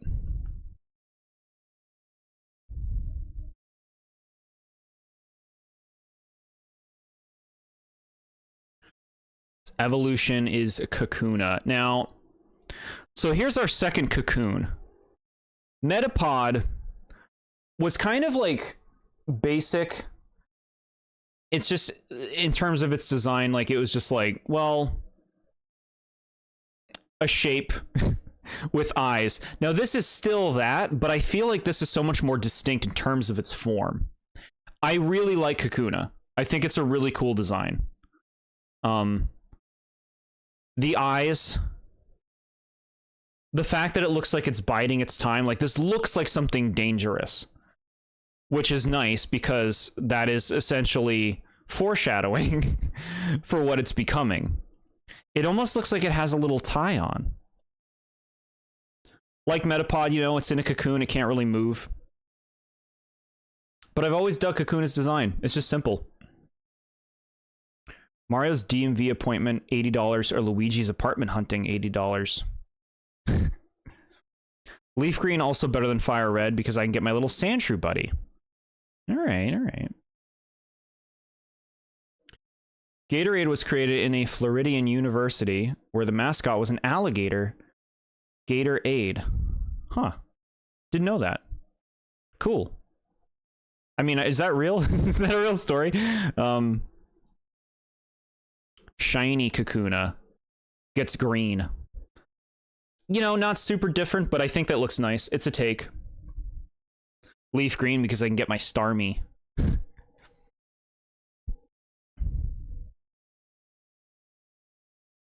Now, this, unlike Metapod, which became a beautiful Butterfree, this one becomes a crazy bee. With drills. I guess they're not drills, they're just spikes. I think Beedrill looks real nice. Like, it's a bee. It's not just like... It has a stinger. It's got cool wings and the nice bee face. But then it also has more stingers on its hands. It's just so simple that it's elegant. Look at that. Porygon is cheaper at the game corner. Yeah. Beedrill's nice. You had to make a bee right off.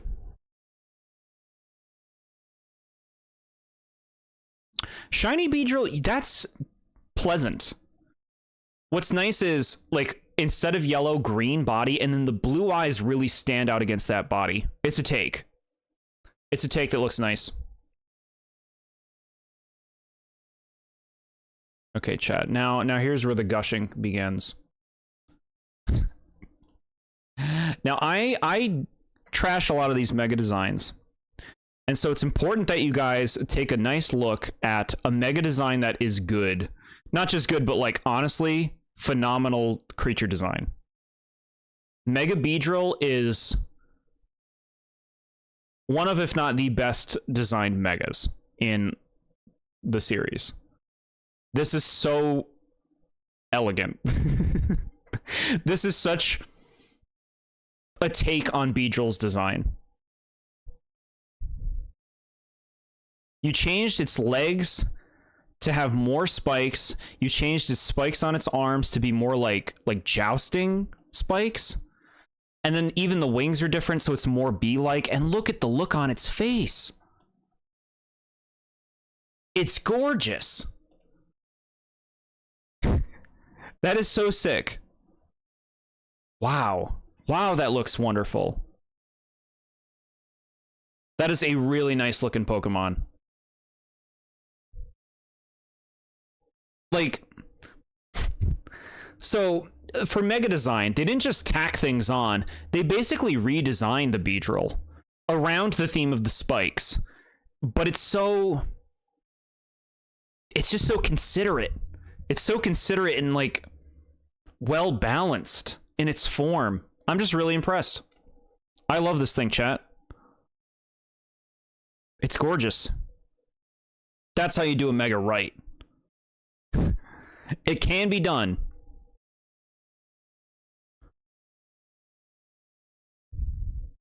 Can be done. And of course, Shiny Mega Beedrill follows suit with the Beedrill. The green and blue look really great. And even the antenna and stuff changed to be more of a silver. Considerate. Like, they clearly did that deliberately. And it looks sweet. Give it up. Give it up.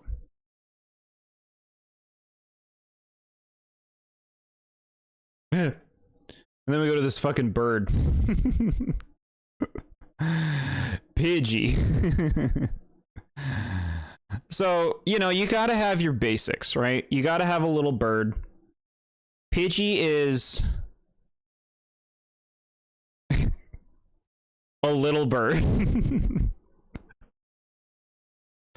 It's just a tiny bird, man.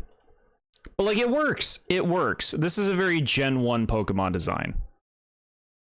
And just like how it looks so realistic, like a bird. It's cute. It's a cute little bird. There's not much to say about it. I do like the marks by the eyes. I think that looks nice. I like Shiny Espeon. Pidgey's so mid that the anime made Ash get a Pidgeotto immediately. Yeah, tiny bird. Shiny tiny bird. Really bland. Wow, this is a really bad shiny. It's just kind of like is tan. It's like a tan Pidgey. It's not very different. It's not exciting. There's clearly not a lot of love for Pidgey on the design team, gotta say. SMA loves Pidgey.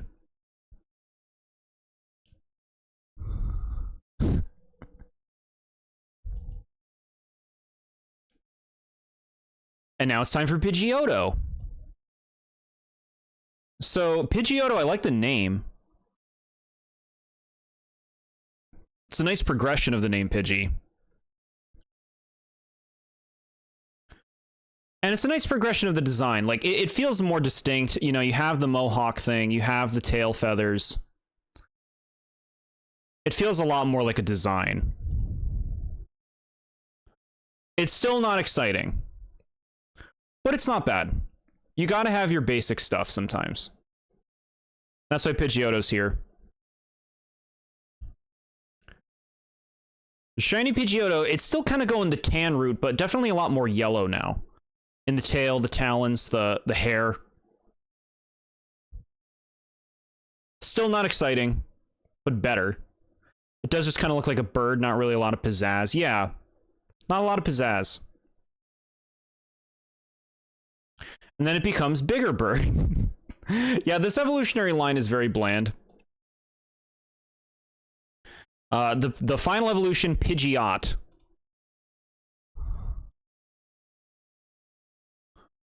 Where it is very big bird now.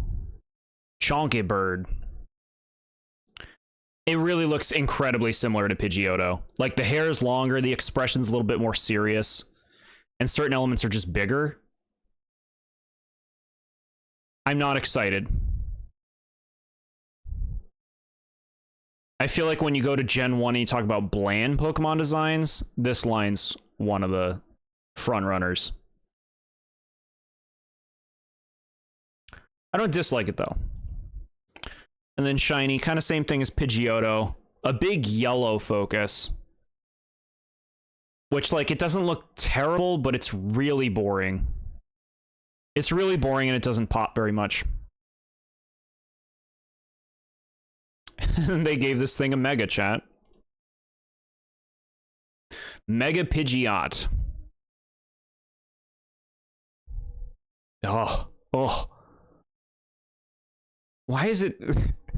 Its color scheme is so, like, Crayola now. It looks like Play-Doh. And I like vibrant colors. It just feels inconsistent with the other forms. And look at the hair they gave it. Bro, this thing sucks. It's got, like... I'm a singer in the mid-90s hair. And then just, like, this big old tail. That's alright. The back tail looks good. The wingspan looks nice. But I'm not feeling this hair, man. That kind of kills the whole design.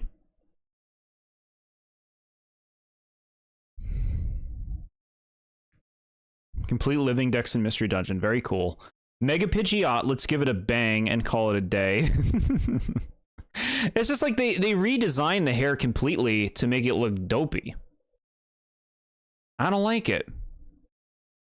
It's another, like, Mega that's just a clear downgrade from Pidgeot. Like, the basic.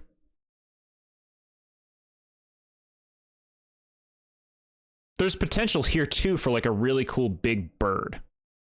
And they didn't hit it. Shiny, okay, here we go. We got some purple coming in. That's actually pretty nice. Right? That purple helps, like, because it contrasts with the yellow. So it stands out a little bit more. It's still not wonderful. You know, you're still honey mustard bird. But the purple does help.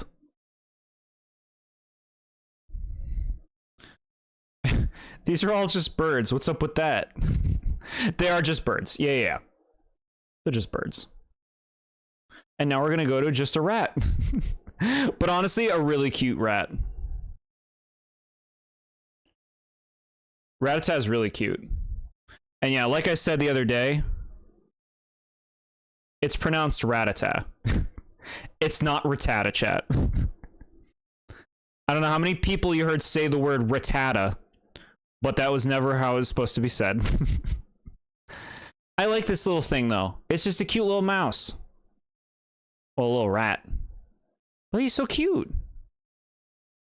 I like that they made him purple. That really makes him, like, feel a little bit more special than if he was just, like, brown or something. A standard rat color.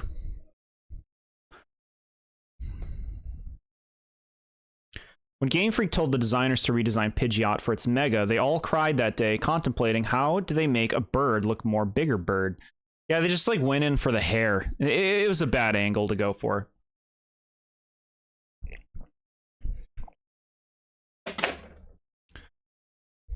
I like it, chat. I like Rattata. It's simple. Simple but cute.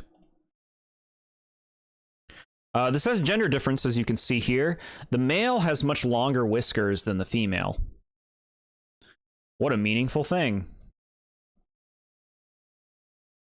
The second shiny you got in your career as a Pokemon trainer, Rattata? Rattata was one of my early ones, too. I got it in Heart Gold. I believe I still have that one. But it's Eradicate now. And here's the shiny itself. Golden, chat. Not you, not you. Oh, wait, we hit this button. There it is.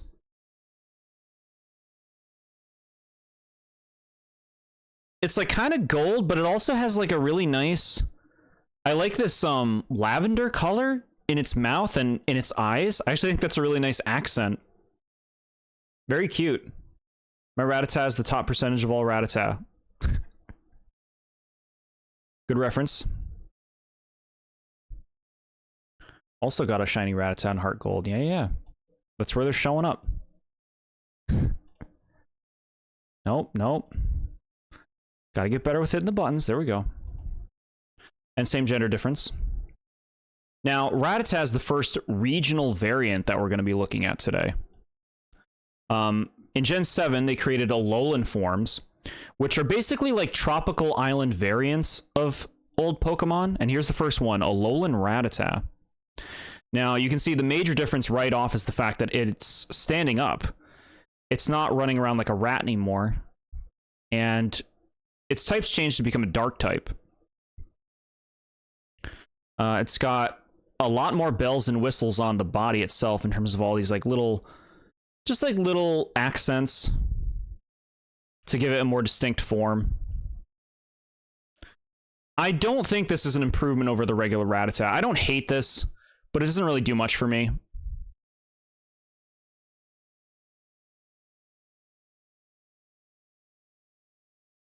You're so strong. Can I get your phone number, please, so I can have a friend that isn't just my Rattata? Where did you find yours? I got mine west of Violet City, I think, when I was looking for the golden leaves. Mine was left of Cherry Grove. No, right of Cherry Grove. The Dex in Aloha and Alola says something about these rats being hell in the region. Yeah, these are supposed to be like an invasive species or something, right? Yeah, it's not a bad design, but I do prefer regular Rattata. They actually do not have gender variations for these because, you know, they don't really bother with that a lot these days.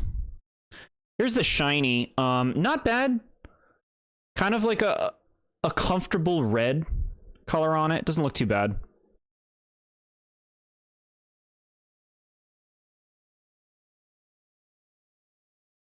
Oh, wait. I was supposed to change it to that. There you go, chat. You can see your Alolan form.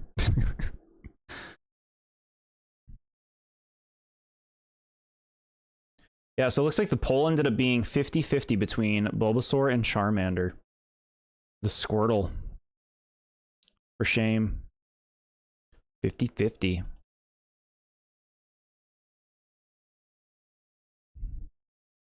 I mispronounced it my entire life. A lot of people do. It's understood. Rattata evolves into Raticate, which is a pretty different look from Rattata.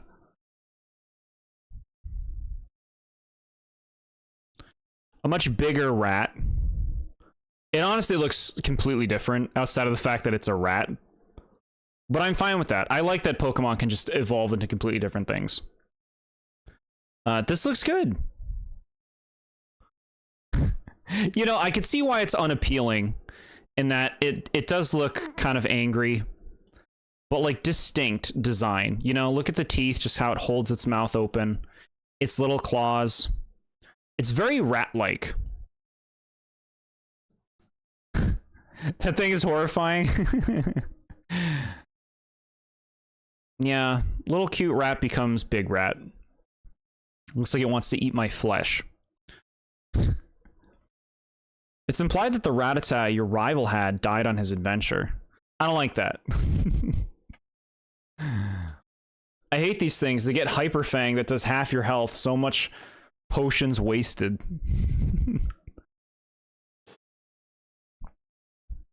Yeah, they do that. I believe these also have a gender difference. And same thing as the base form. The whiskers are smaller on the female. Shiny Raticate. So I do have this one. Like I said, when I caught that Rattata a long time ago, I evolved into a shiny Raticate. So this goes for like a reddish coloration too. I don't think this is a very good shiny because it's just not very different from the standard Raticate. Like, come on now. He's brown and you're going to make him this? That's another one that could get a fix. Like, make it white or something. Like, just pure white or silver. I don't know. There's so many things you could do. That could be cool.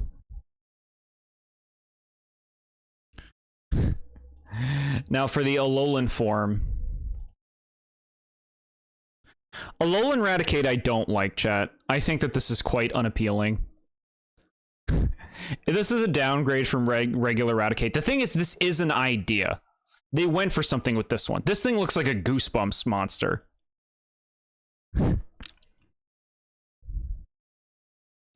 They just went like, let's go full on cheeks. Let's make him a mad little rat. Blah. It would explain why he's at the Pokemon Tower when you get there. I think he just couldn't accept it, so he tries to take out his frustration on you. There's all sorts of reasons he could be at the Pokemon Tower. But yeah, I know, fan theories and all that. Yeah, I don't care for this one. At least it's a take, right? At least it's different.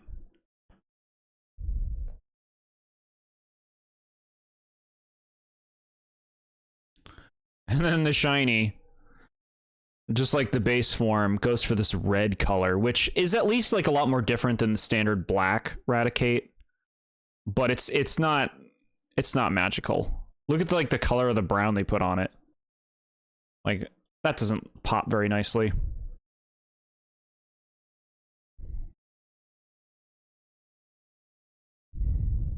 All right. Another bird. Y'all like your birds? Spearow. So we were ragging on Pidgey for how basic it was, but I mean, let's be real, Pidgey was still more appealing than Spearow. I could see someone preferring Spearow. It has the edge factor that Pidgey doesn't, but man, it looks like Raisin Bran. Like its head. This is supposed to be like an angrier, less friendly little bird. They beat the crap out of Ash in the beginning. I prefer Spearow. Yeah, see, that checks out. The edge factor. But yeah, Spearow I don't think is a very like appealing design, but you need to have your basic things. I don't think every Pokemon should be appealing. I think it's important to have some things that are nasty or yeah, nasty. I'll go with that. I think it's good to have a variety of designs. I don't want every Pokemon to look cool or cute. You gotta have some that look like this. Raisin Bran bird. I do like this black, like, stripe or body or whatever on the back. That looks nice. Pulls the design together a bit. Ew, shiny Spearow. So, that's ugly. That's an ugly coloration, man. It's just like, well, it gets this tint. It's like, man, what an unappealing shiny. I wouldn't say it's an edge factor. I think I've always preferred Spearow. Spearow just looks cool. I mean, I just feel like Spearow and Fearow are a lot edgier just in their design philosophy than the Pidgey line, is what I would say. Yeah, bland. They did the same thing to this that they did to Pidgey. Then it evolves into a big old buzzard. Fearow. So I like Fearow because it's a very distinct kind of bird. Like, it doesn't look anything like Pidgey. It doesn't look anything like any of the other birds in Gen 1, really. Huge wingspan. Distinct face. I like the red crest. And the big old beak. Like, its theme is basically its beak. It has a big, sharp beak. Now, Fearow is also a decidedly not exciting Gen 1 Pokemon. Like, you're not thrilled to get this thing. You're not going to put it in your party, probably. Yeah. Kind of a bland one. Shiny Fearow, oh my god, that is such a bad shiny. That's so bad, man. Look at that. Just like diarrhea Fearow. Like, it's too similar to the basic colors of Fearow to start, and that always makes for a bad shiny. But also, it's just like ugly colors. Like, could you have made it look like an uglier color? Yeah, they don't love Fearow. Fearow's never gotten anything special.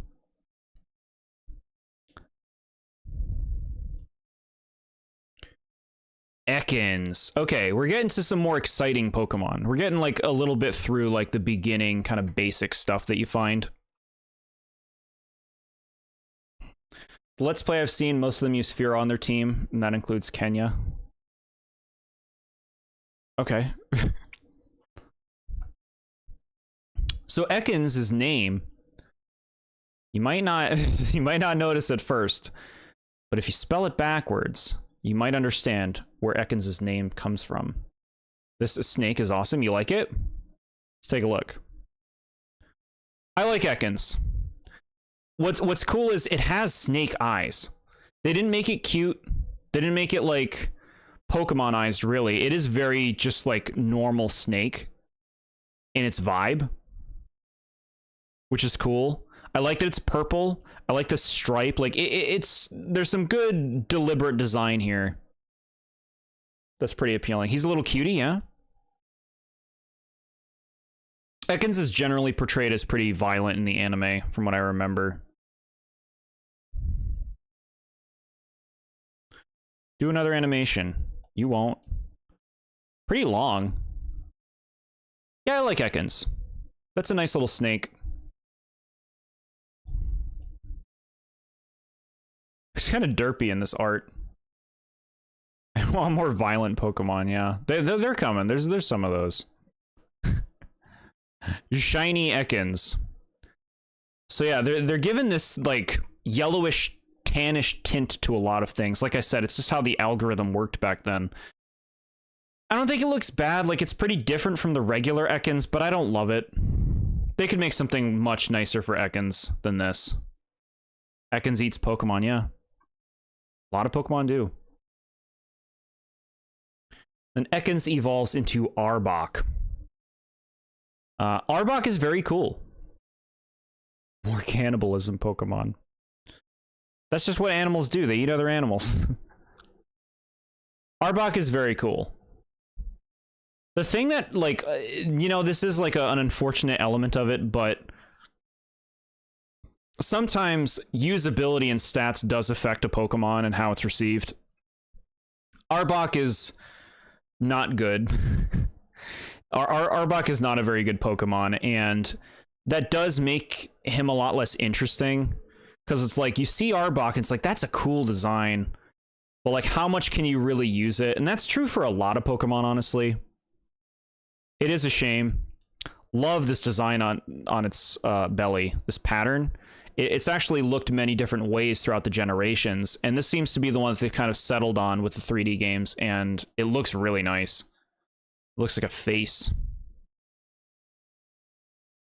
But yeah, Arbok's cool.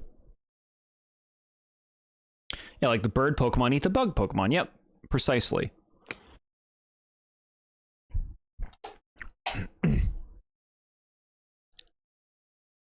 Classic shiny Arbok. Now we're talking. This looks beautiful.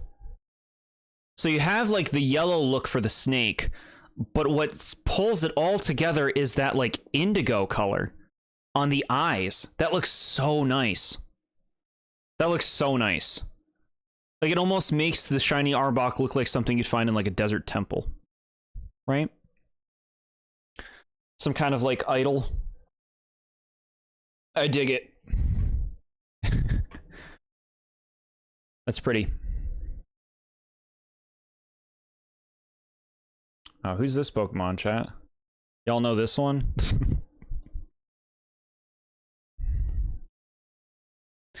It's Pikachu, chat. The mascot of the series. And honestly, a good call. I don't think any other Gen 1 Pokemon would have had the legs that Pikachu has. Like, there's such a simple appeal to its design. It's cute, but like not too cute. Like, it's not trying too hard to be cute. The red cheeks, the distinct ears, the tail, even the stripes on the back. Like, Pikachu is an icon. Pikachu's in Smash Brothers. Pikachu is the most well-known Pokemon. My first video on this channel was all about Pikachu. And the Pikachu variants that came out over the years. Yeah, no, like, completely deserved. Pikachu is really cool. Pikachu got there.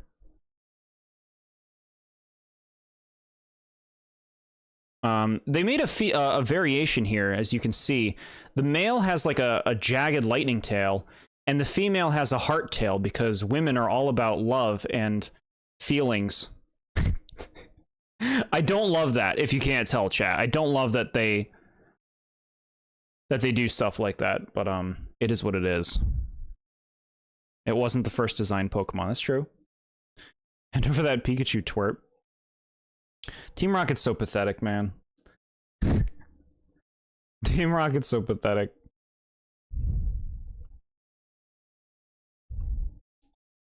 Now we also have a shiny Pikachu. So I think this is a bad shiny. It's not very different from the regular Pikachu. It's just like a orange, like the mac and cheese on like the rim of the pan. Orange. Pikachu time, yeah.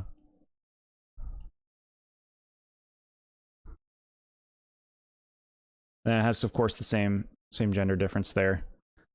Now, Pikachu being as special as it is, despite not being fully evolved, gets the coveted Gigantamax form. Where they made Pikachu big. They just made a big Pikachu with a big old tail that's reaching up into the sky. Now, the Pikachu kind of like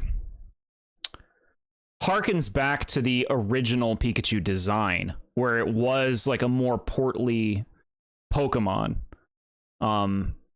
Cute. Very cute. It's cute how this kind of plays with that design. Greetings to you, Rama21. We're reviewing all the Pokemon. We just doing Pikachu right now. So we're still like early on. This is number 25, chat, of 151 Pokemon, but a lot of the early ones had forms. We're picking up the pace. Yeah. Gigantamax Pikachu, like, it's a cute reference. This thing doesn't need to exist. Just, like, this feels like it's all reference. We don't need this. All they did was make him fat. I mean, that's more true to, how Pikachu originally looked. Pikachu is not as cute as it looks today in the games. And in the media, like, they kind of morphed its body. They made it sleeker. They played up the cute features more. Yeah. Then shiny Gigantamax, it of course adopts that little bit of orange. Very unspecial. I'm not reading that Team Rocket line. I can't stand them. I can't stand you, Team Rocket. Rip fat Pikachu. Yeah, we get slim Pikachu now. So we have more Pikachus. Look at this thing, chat. What is that? This is they released a special series of Pikachu in the games. Called Hat Pikachus, Cap Pikachus, whatever you want to call them. This is the original Cap, where... Is that a new Pokemon? Who's that Pokemon? Where Pikachu wears Ash's hat. Now, if you know me, despite my introduction to the series being through the anime, I actually do not want the anime to have anything to do with the games, because I think that the anime's quality, storytelling-wise, is very, very poor. So to me, it's best just like, let's not put that garbage in the games. Good, Team Rocket's blasting off. We'd love to see that happen.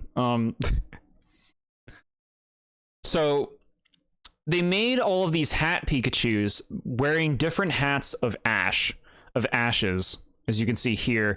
This one doesn't look too bad, this hat. Those coons are weenies, yep. And then we go to the Hoenn cap from Gen 3. This hat looks really stupid. I hate the way this hat looks. It's also like the Herald of Gen 3, which also makes me dislike it more. Sinnoh, the Gen 4 cap, very similar to the Hoenn cap, except now it's blue. A little bit better. The blue's cozier. I miss when Goon just meant low-level crook. It can mean that still sometimes. We support it. Unova cap looks bad. The like big white. You look like you work at a hospital. I don't like it. Kalos cap. Better. Red and white, you know, that's like just generic kind of like Pokeball look. That looks pretty good. Alola cap, awful. That is so awful. Like, who designed this? That looks like shit. The color of it, this like washed out eraser color, looks terrible. And then like this symbol, you did a bad job. The partner caps. This is similar to the first one with a different kind of design. I think the first one still looks better. This design looks kind of dumb. And the last one is the world cap. This looks like crap. That looks like a Pokedex on the hat. That looks stupid. So most of these hat Pikachus I don't think look very good. And you don't get shinies of these. These are only given away in events. Luckily I have a set. And some backups. You never know. We're finally moving on to Pikachu's evolution, Raichu. Chat, I love Raichu. And the thing is, I didn't love Raichu originally. I didn't dislike it, but I wasn't really into it. Whereas these days, I'm into it. I think Raichu's really cool. Ooh. Raichu is a beautiful creature. Look at that thing. It's so cute. It's so cute. Little feet. The tail. That tail, like, that's such good design. Just a long, wiry tail that works its way into a jagged lightning. The ears with that little curl. It's such a nice progression of Pikachu's design into something like a bit more grown up. Yeah, that's really good stuff. Raichu gives him the Thunderbolt. Yeah, it's really nice.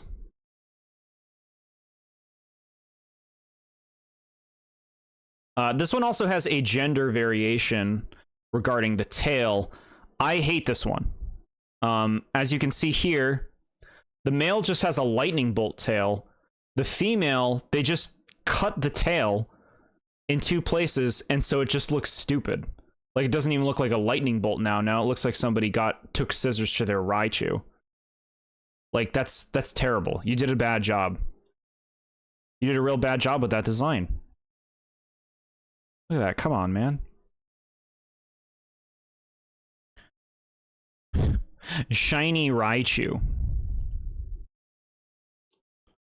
Sorry, I was playing with scissors.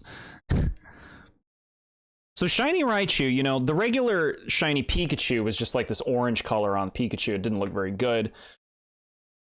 Here, the orange looks a little bit more muted, but what's nice is it has these like cinnamon colors that play with the orange kind of well. Like, this could still be much better, but for what it is, it doesn't look too bad.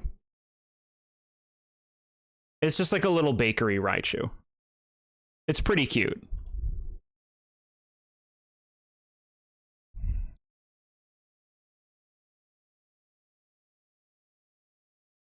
Okay. He's part of your balanced breakfast.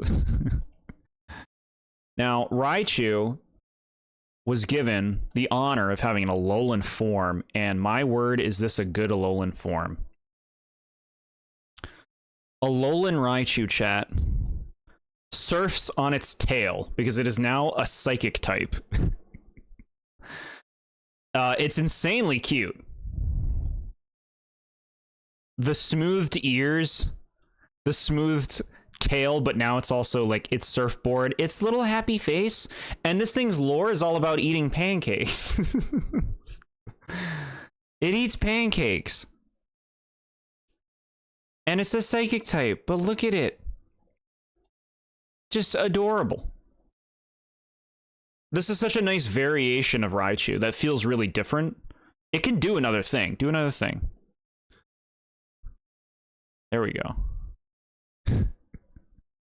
Yeah, Alolan Raichu is just a darling. A darling.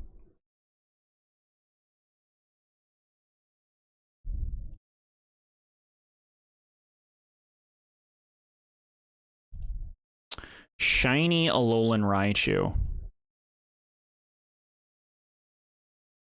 So the shiny goes for a much darker brown color for the base, which honestly looks really nice. And then the orange plays off of it, giving it a very like tropical vibe, I would say, that feels really appropriate for the region that this is from. And even the little blue eyes stand out nicely too. I think this looks good. Like this is a later designed shiny, and you can tell. It feels deliberate. And as you can see here, it says, according to researchers, its diet is one of the causes of this change in how it's like different from the regular Raichu, and that's because it eats pancakes. Burned pancake. Shiny, yeah.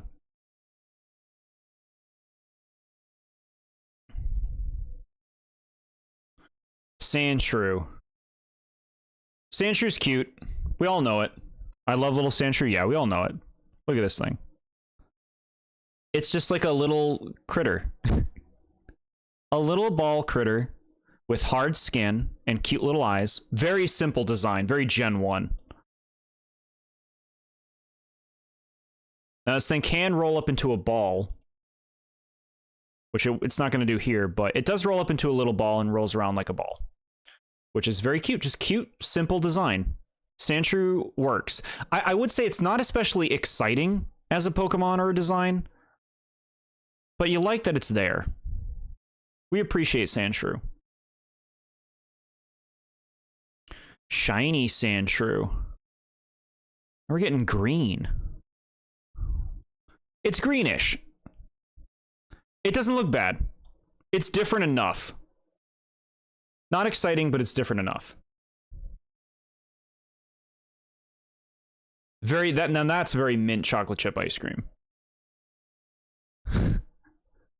Now, Sandshrew is also gifted the special Alolan form of Alolan Sandshrew, where it becomes an ice type and kind of gets like an igloo kind of look to its body. It's a little bit bulkier and is supposed to becoming a ball. It now becomes more of like a puck that slides around. Alolan Sandshrew is definitely the cutest Gen 1 Pokemon.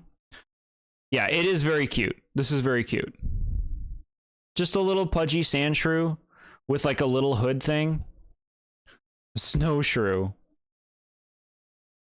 Yeah, Snowshrew would probably be a more appropriate name. Because what has it really got going on with sand at this point? But we love it. It's a cutie.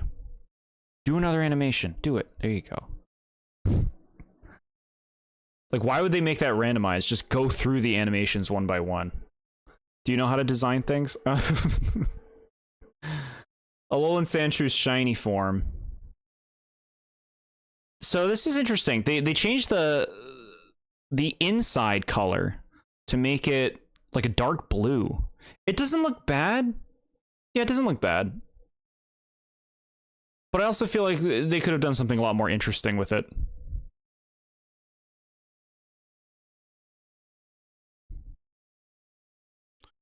Sandslash.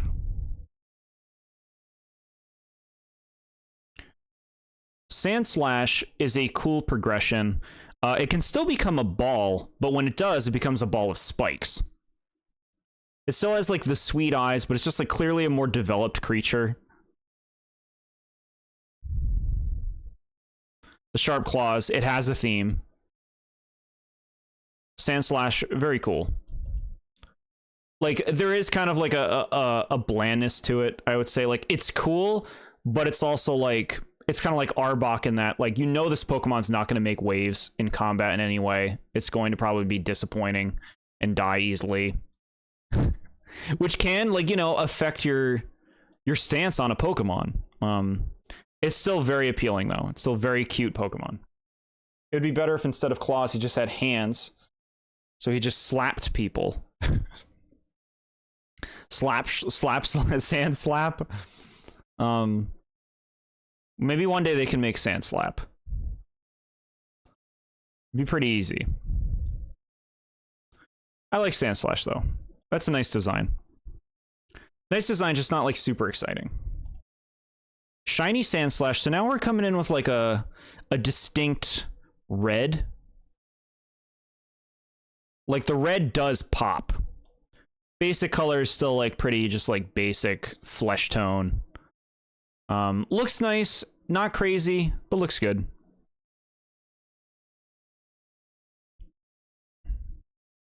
And here's the Alolan Sandslash.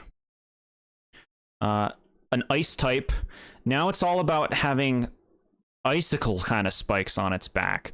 This does look really cool. It actually, I don't believe this Pokemon can roll up anymore because these are very, like, rigid in how they can move. I don't like shiny Sandshrew. Yeah, that's fair. That's fair. We all got our tastes. This looks nice. I do not think this is an improvement over regular Sandshrew for me personally, but I know a lot of people who think this is a cool design, and it is a cool design.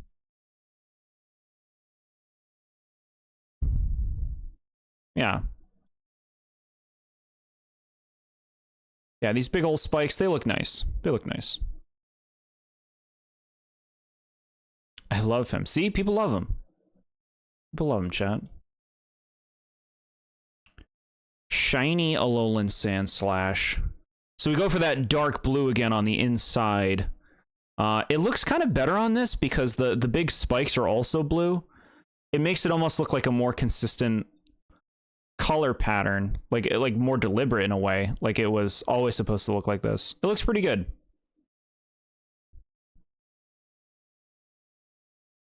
Looks pretty good.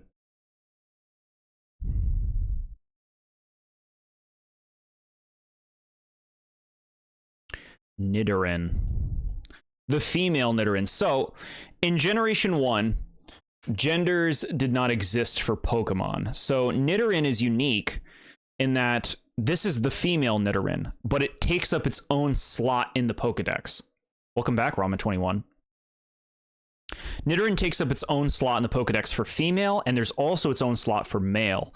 So even though there are tons of Pokemon today with gender differences that only take up one number, Nidoran and Nidoran male will always take up two numbers because they're not going to rearrange all the Pokemon numbers. They won't do that. I would be stunned to see them ever do something like that. Did I miss any of my Pokemon? I don't know. We're still like in early days right now. We're on number 29 right now with Nidoran female. Nidoran female, I kind of see these things as like rabbits. Like, doesn't that look like a little rabbit to you? But just with like spikes, poison spikes. So there it is. I don't think this is a very interesting design. I think the most interesting thing about it is that it is kind of a vague creature, closest thing being a rabbit. But Nidoran female doesn't do anything for me design-wise. It's pretty bland. It's a rabbit. Professor Oak is such a lazy man. I ain't rearranging the Pokedex. There's like 1,000 of them now. I ain't going through the hassle. The biggest reason beyond anything is I think every Pokemon has its own number. I don't believe the Pokemon Company would ever want to change the number of almost every Pokemon just to move Nidoran and combine them together, you know? Shiny Nidoran is humorous in that it takes the color palette from the male Nidoran, which is this color, the pink. That's clever. I like that. Nidorina. So here we have the awkward middle stage. Nidorina is not... It looks like if Patty and Selma were a Pokemon, right? Like, it's a good progression. Now it's like, it's distinctly not a rabbit anymore. It's like, what's happening? What's it becoming? It's becoming some weird dinosaur thing.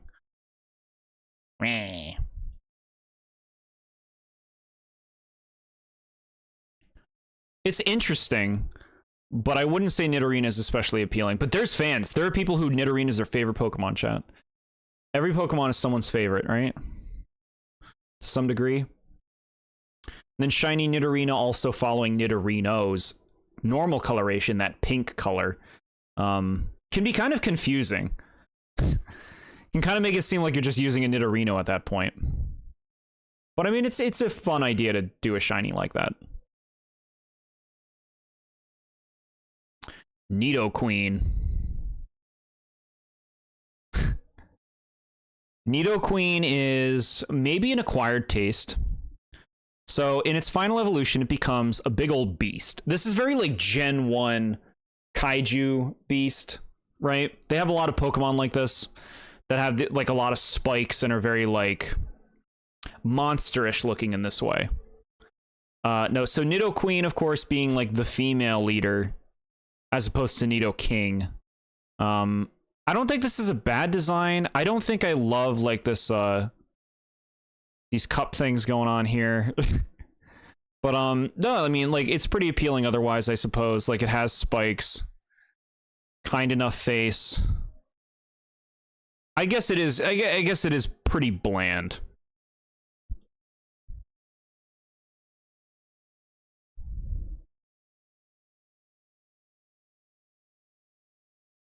Is that the one that would adjust its boobs in the Pokemon tournament game?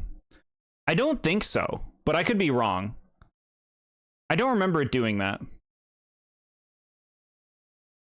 Even if it's not Gen 1 or official, you should rank your profile pic. It's a fun idea. It's a fun one. I'll consider that. Yeah, so Nidoqueen, you know, kind of an acquired taste, like I said. Nidoking kind of just, like, wrecks this Pokemon in terms of appeal. But I guess it's just to, like, kind of exist alongside it.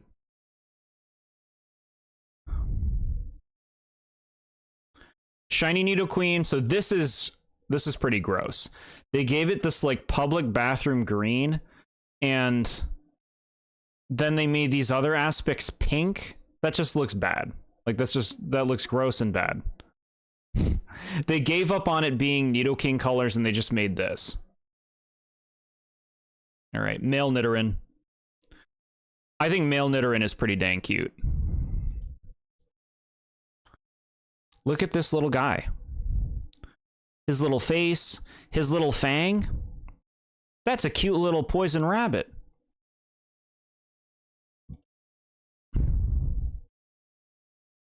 He's so jaggedy. Yeah, I really dig this one. It's a cutie.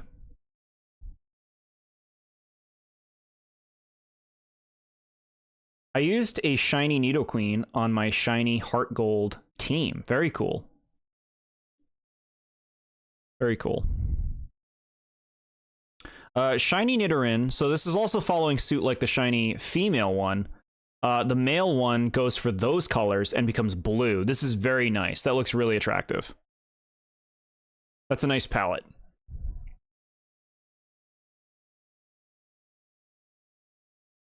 Nidoran becomes Nidorino. So similar to Nidorina, it's just a very awkward middle stage. This one being something that is much more staying on all four legs as opposed to Nidorina. Very jaggedy, very natural kind of progression for the Pokemon. You know, it's in its awkward teenage years now. A lot of jaggeds.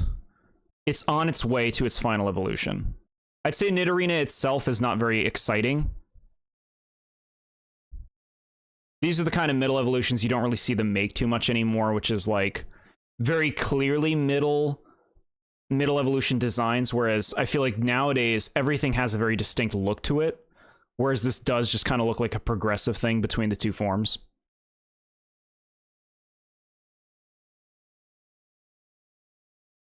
The Nidoqueen thing for Pokemon Stadium was for the non-North American release, where she adjusted her stage presence. Got it. Shiny Nidorino, also, you know, following those colors of, like, going with blue. That looks really nice. It's an attractive color scheme.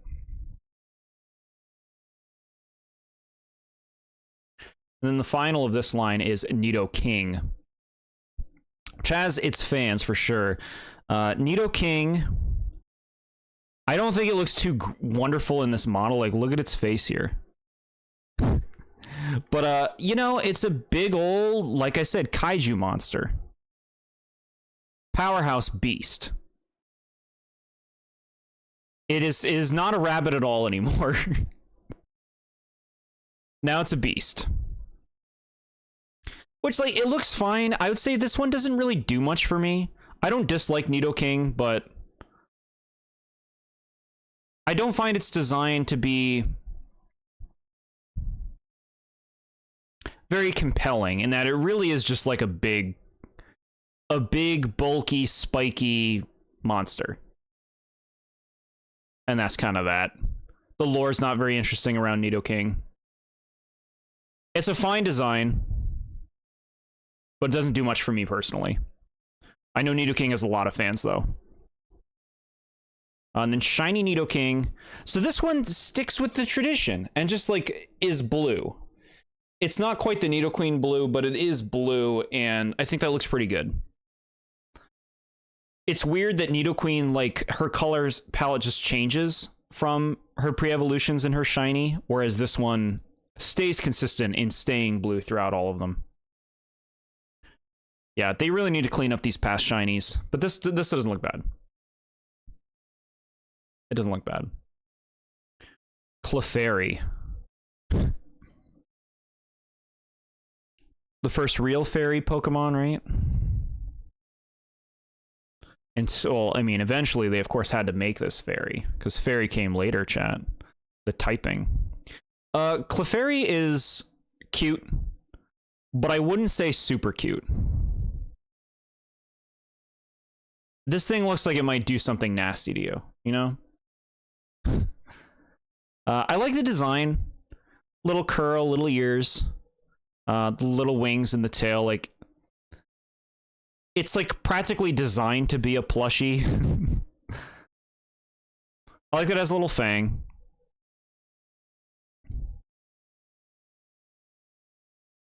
There we go, it's smacking. Yeah. Clefairy's cute. Not exciting, but it's cute. It's distinct, right? Shiny Clefairy getting those green ears is pretty nice. Yeah, look at this. It also looks like it's a little bit of a lighter color. I'm just noticing, like, look at how weird this part is, huh? The underneath of its ears is just pure black. Interesting. Kind of a strange design.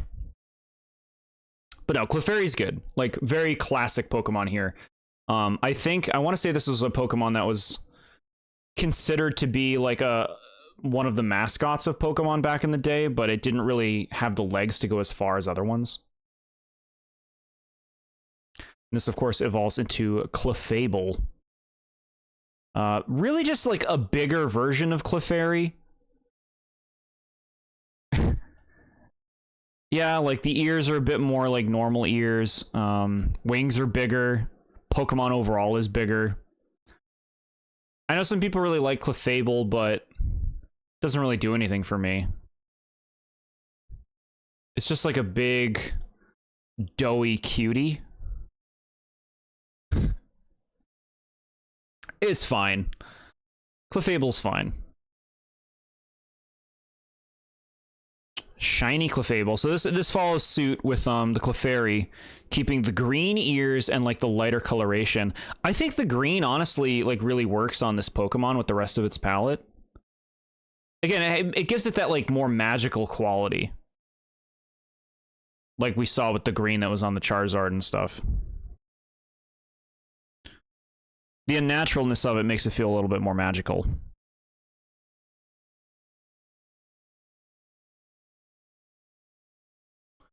Vulpix. Vulpix is a classic. People love this thing. It is a cute little fox with 6 tails. And supposedly the tails like grow in as it lives or something, but you never see them with more than 6 tails.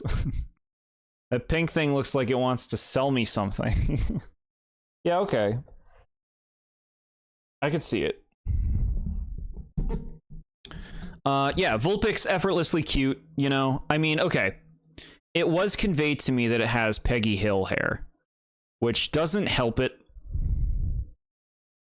But it's a cute little fox.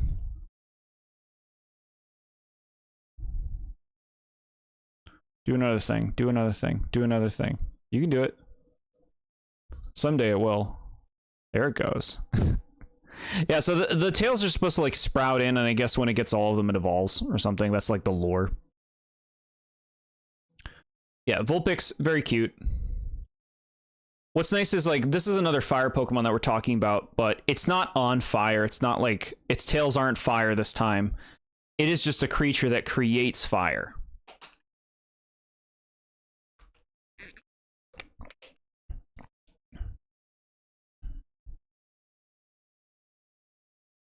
Okay. Shiny Vulpix, so here, like, now we're going down. Like, why'd you do this? Look at that, chat. That looks so terrible. That looks so bad. They basically just put, like, an ugly filter over it. It's like, oh, what happened to your Vulpix? Did you leave it out in the sun? I think your Vulpix went bad. Did you check the date? Like, come on, man.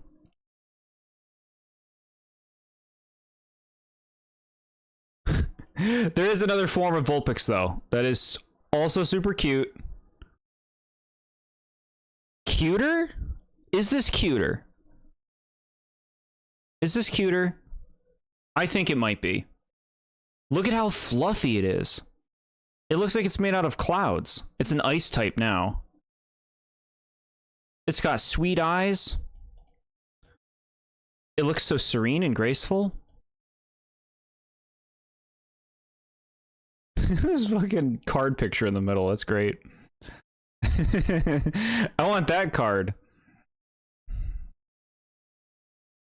Yeah, it's cute. They know how to make Pokemon cute when they want them to be cute, right? Shiny Alolan Vulpix is not too different, but it's still done well. Like, they added like a purplish accent to its ears and tail and parts that actually, it's so subtle, but it looks nice. It still keeps that like fresh snow quality, but it just feels like almost like more regal somehow by having like the purple accents. I think it works.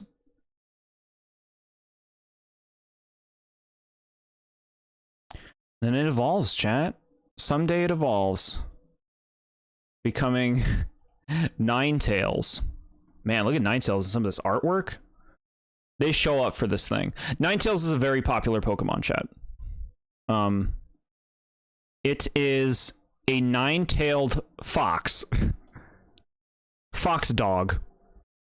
And like, look at those tails. They're just so big and bushy. And they just create this like flowing effect. That's nice. And I've always found this headpiece to be strange. This headpiece is like, I'm an 80s music star. And part of me has wondered, like, would it look better if it just didn't have that headpiece? It might look a little too simple. It might look a little too just like a wolf at that point, or a fox at that point, from like mythology. It kind of needs that head poof, right? Needs that head poof. But very, very beautiful, cool Pokemon. It has like a mystical quality to it. Do something else. Fix your app. Shouldn't have to click for days for you to do different animations. Also, all the animations should be available, not just 2 of them. You can do another thing. You don't want to, huh? Alright, fine. Maybe they just have 1. How many times can you lose the 50-50? It's gotta just be 1 at this point. But you're still clicking. Yeah, I guess that's all you have. Okay. Alright. Cool Pokemon. Ninetales. I don't know about that head poof, but I suppose it would be too simple without it. Shiny Ninetales is a looker. Chat, look at this design. Holy crap. It's gray with blue tips. Like, really, like, playing on that mystery factor of this Pokemon. It's so cool. Yeah. That's nice. That's a nice, like, it's so distinct from the regular colors of Ninetales. Can't wait to get your own in Mystery Dungeon? Heck yeah. Oh. And now Ninetales' special Alolan form, Alolan Ninetales, and this is another beauty. This is a beauty, chat. Look at that. Like, so proud, so elegant. Look at those tails. The flow. The fluff. Like, that's a really nice rendition of the Ninetales design. I think a lot of regional variants are pretty nice takes on a regular Pokemon look. And this is like a really good example of it. Yeah, it's very, it has like this full of itself element, which is really funny. Like, it doesn't like people being on its mountain. Very pretty. I've seen some people say like wedding-like. And I kind of see it. Kind of see it.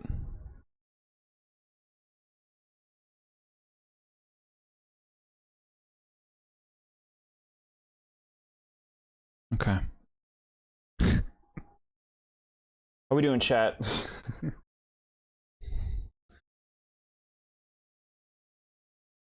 Let's go to Shiny.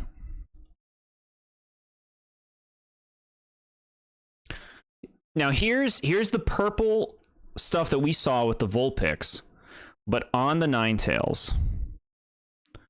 That looks really nice. Like, is it a huge change? No. But it's just like, it's pretty. There's like a subtlety to it. It's very comfortable on the eyes. Attractive colors. Like, I like how you can see in the eyes how it's kind of different from the color on the tail. It works. It works. Happy to have it.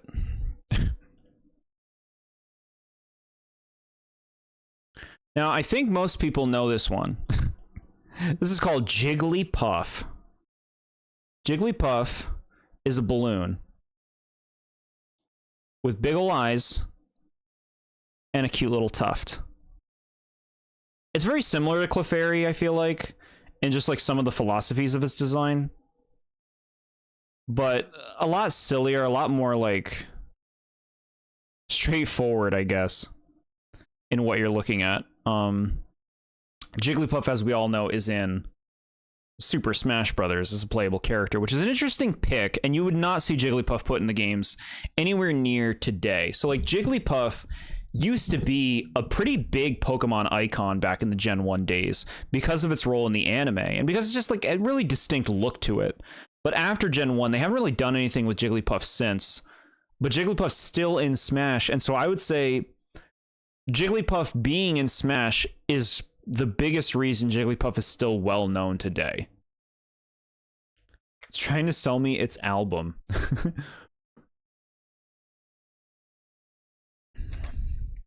Kitsune for Ninetales, yeah. I like Jigglypuff. It's cute. It's funny. Yeah. Shiny Jigglypuff is not very different. The pink is a slightly different shade, but it's not very noticeable. It's really just the eyes. It has green eyes now, which is really boring. Like, it doesn't look bad.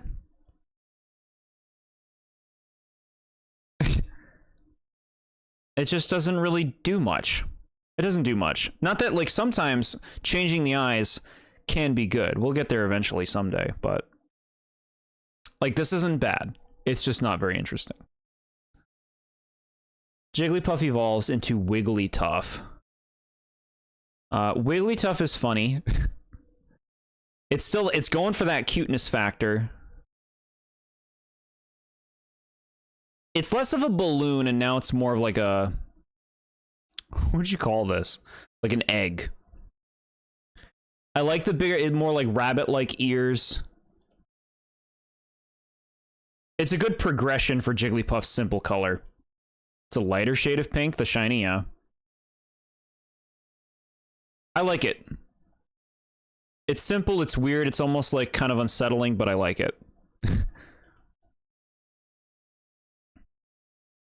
Now, shiny Wigglytuff is similar to the Jigglypuff, mainly changing the eyes here, but the body also changed to be a bit more purplish. Or just like a darker pink in general. It doesn't look bad. It's the Easter Bunny. Easter Bunny being some kind of like weird creature like this would be pretty cool. Zubat. The bane of many players' existence. I like Zubat. I know he gets hate. He gets hate because these things spam you in caves. But it's a nice bat design. I like that it doesn't have eyes. I like it when they don't give like Pokemon traditional things like that because it helps them stand out more. And it fits the idea of a bat. They did not even try with this design. What, Zubat? It doesn't have eyes.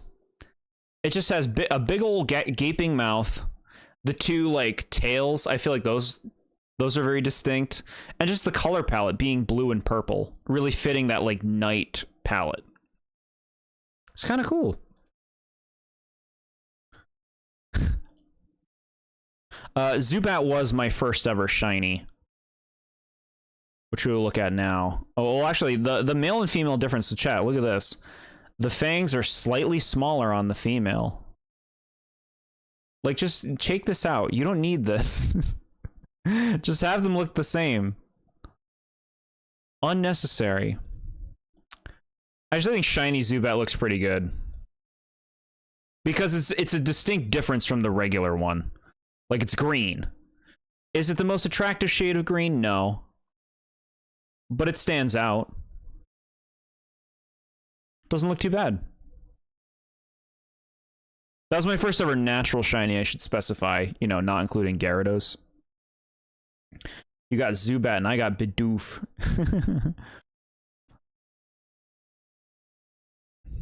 Golbat. Zubat becomes a bigger bat.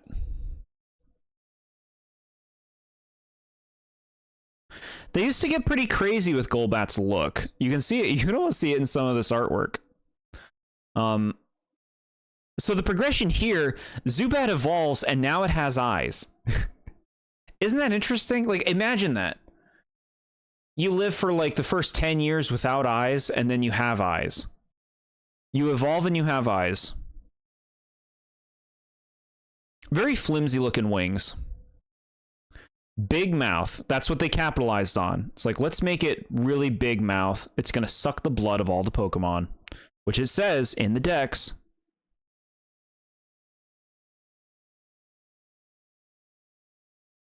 Also, gender difference between male and female. The female also has smaller fangs. I mean, they look like they barely even exist at that point. I want big old fangs. Of course, a shiny just shiny Golbat. Still green. This like peach color on the wings doesn't look very nice. I feel like they could have had a better color to kind of complement the rest of it. And then Crobat got a smaller mouth. Yeah, we'll talk about Crobat someday.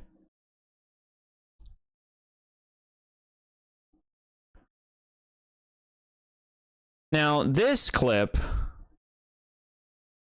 I have here to show you guys.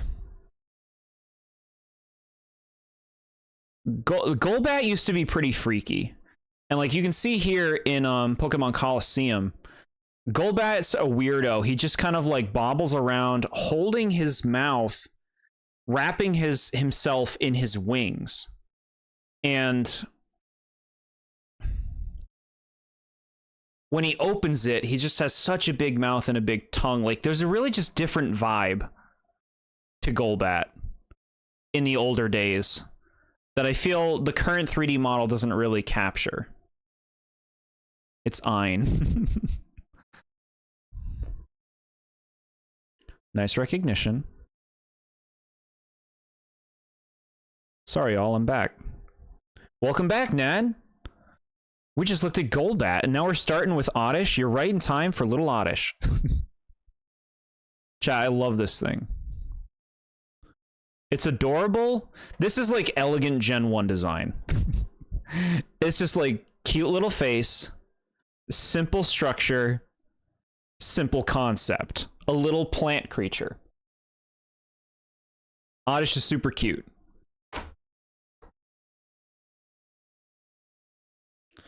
The Zubat line is the only poison flying type Pokemon in existence. Yeah, they've still retained their unique type combination. In all this time.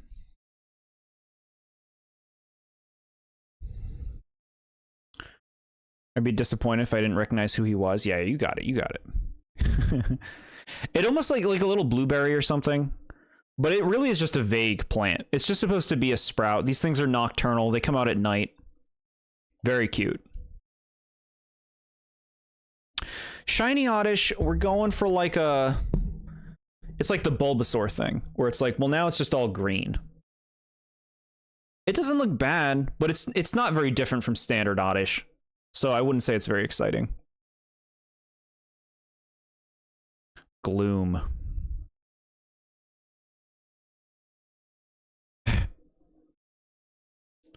Chat, Gloom is cool.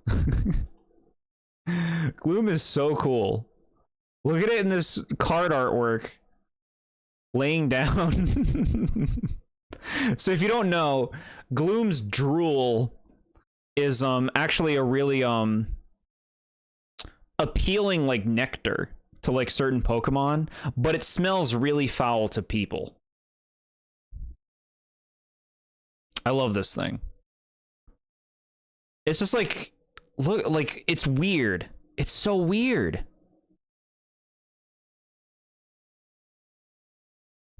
Blossom's better than Vileplume? I won't hear it. So this, like, kind of like Bulbasaur, we have a progression of plants growing right now, you know? Like, the little grasses have become these, like, kind of seed sprout things. It's going to blossom soon. And the fact that it smells bad is kind of hinting at what it's going to become. Yeah, just Gloom's got a cool, distinct vibe. Female Gloom. So I don't like this because they just put like one big circle in the middle of the ball. Whereas I like the sprinkle effect more. Whereas this looks stupid to me. I don't think I need to say why. Shiny Gloom. Nice. You know, like very tropical. Who put meatballs on the Pokemon? That, you know what? That's a good thing to call those things. I like it when they spread out the basil. So very tropical, shiny, you know, green and yellow and like even the orange lips. It's a take. Is it exciting? No. But it's at least distinct. And then that one. What else would you call them? I don't know, like balls, sprouts. Anyway, Gloom evolves into the wonderful, the glorious, the Pokemon that we all love more than Blossom, Vileplume. Chad, I love this thing. My biggest criticism for this 3D model would be, I feel like its form is a little too big. Like, if you look at it in some of the art, I don't know, to me, like, this looks like it might be a bit too big. But still, super appealing. Look at that wobbly flower. That's Vileplume. Chat, it's a flower, but they gave it a body, like a cute little body underneath. I don't love Vileplume. Oh, chat, how could you? Look at its fucking ability. Disgusting pollen. Yeah, I love this thing. I always liked Vileplume, just like a nocturnal flower. Like, it's a flower, man. A Rafflesia.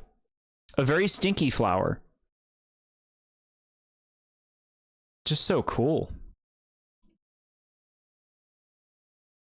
Shiny Vileplume. Well, actually, okay, here's the female. So female comes back to having sprinkles, but now we have some big sprinkles as well as little ones.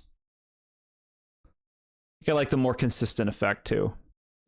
You know, that's what it looks like in the artwork. That's the default Vileplume.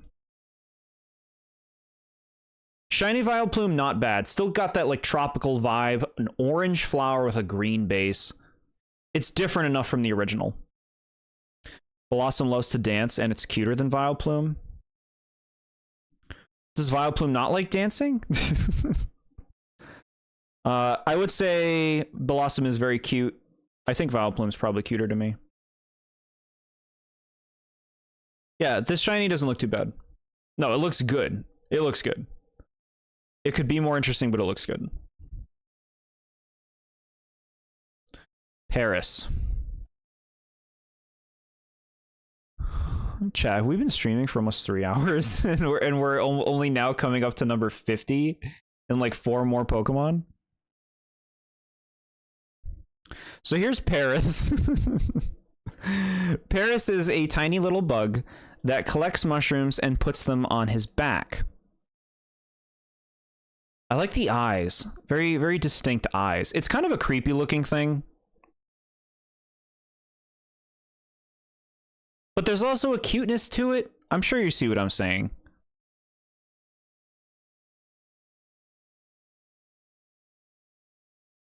It's these differences in opinions that I love. Great to be here, Jord. Thank you so much, SMA. That's so nice. Yeah, Paris is a weird little thing.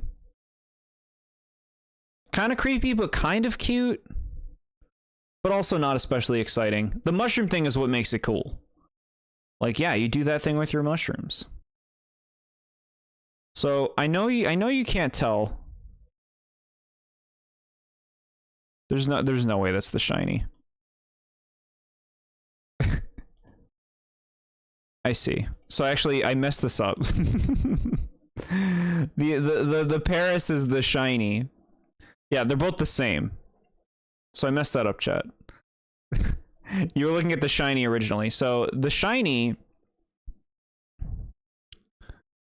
looks very similar, except the mushrooms are lighter and the body's a little bit darker. But really, really bad shiny. Like, looks almost the same. Look at this. The mushrooms are the main tell. The body's a little bit different, but not by much. Now, Paris is a cool evolution because when it becomes Parasect, essentially the mushroom has taken full control of the host. Parasect has those eyes because it's essentially no longer alive. It's been totally taken over by this mushroom, which now controls Parasect. And this is a nice design. Just a big old mushroom on top of like this crab creature. This thing a little silly looking. Like a little silly looking in the face. But if you just want like a big old mushroom bug, it's pretty cool for that. Big old mushroom bug. Now, shiny Parasect, a lot more distinct from than the shiny Paris was from the Paris. Lighter, like yellowish golden colors. Like, it doesn't look bad, but it could be something much cooler. Like, imagine if they made this mushroom like blue or something like really different. That could look really sweet. But okay. Could be worse. Be back in a few, no problem. Venonat.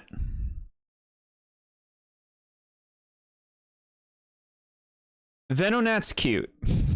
But I could also see people thinking it's not.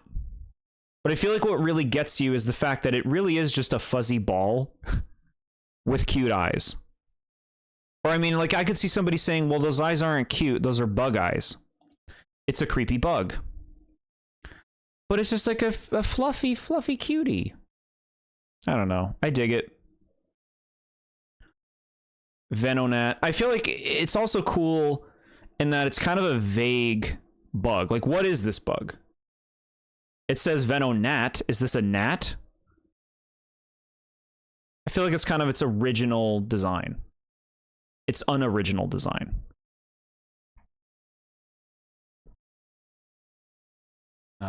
Shiny.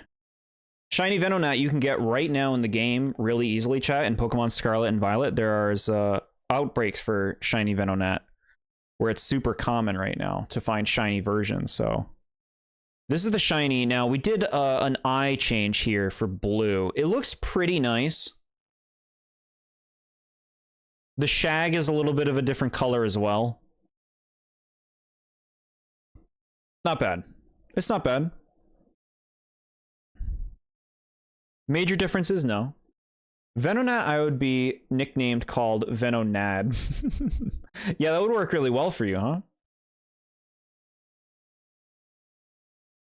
Now, Venonat becomes Venomoth, which is pretty different design-wise. A lot of people suspect that Venonat was originally supposed to evolve into Butterfree because of how similar several of their features are. But we live in a world where Venonat becomes Venomoth, which I like. The biggest strength of this design are the eyes. Look at how they just, like, don't move. Just glassy and round. Oh god, you're only at 49. Hello, Sky. I know. I'm surprised too. I'm like almost 3 hours into this and we're only a third of the way through. The thing is, there was a lot of forms. The starters, they all had Megas and Gigantamax forms. There's a lot. Have you played Metaphor ReFantazio? It's the game I'm currently playing. I've not played it. I'll be honest, it looks very unappealing to me. But if you are playing it, I hope you're having a good time. Are you having a good time? Venomoth's cool. This is another like Arbok kind of thing where it's like you're not going to probably use this thing, like it's not good, and that is unfortunate. It kind of like puts like this air over the Pokemon where it's like, well, it's cool, but that's where it ends. Like you're never going to use this thing, but it has like a psychic element to it, to its design, to its move pool. It really does look nothing like Venonat though, huh? Like why does this evolve from Venonat? Speaking of forms, is Modern Pikachu and Fat Pikachu separate for the ranking? The Gigantamax one is separate. There's diehard Fat Pikachu fans. Yeah, we have... You could do Gigantamax Pikachu. You can't do, like, original design Pikachu. The other game you're playing is Cassette Beast. Cool. I'm aware of Cassette Beast. I've seen a lot of the beasts. Some of them can look pretty cool, but I wasn't impressed with too many of them. Not enough to, like, play the game myself. Yeah. Distinct form, like memorable eyes, kind of like a forgettable Pokemon, Venomoth, honestly. And the shiny, you know, not too bad. The original one, it had like the blue eyes. And now it's just like the body's blue. It looks pretty good. That looks pretty good.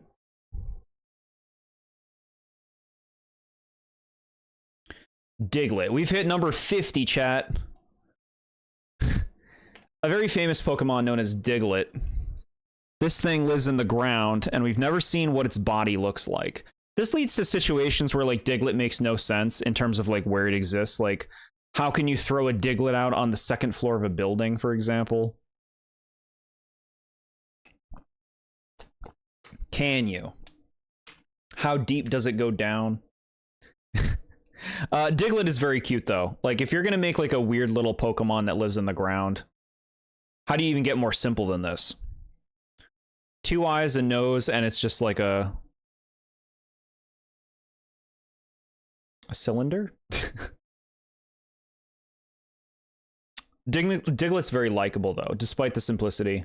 Like, look at it here. It's, like, inside your building. Are you wrecking your ground? Are you gonna have to, like get contractors in here?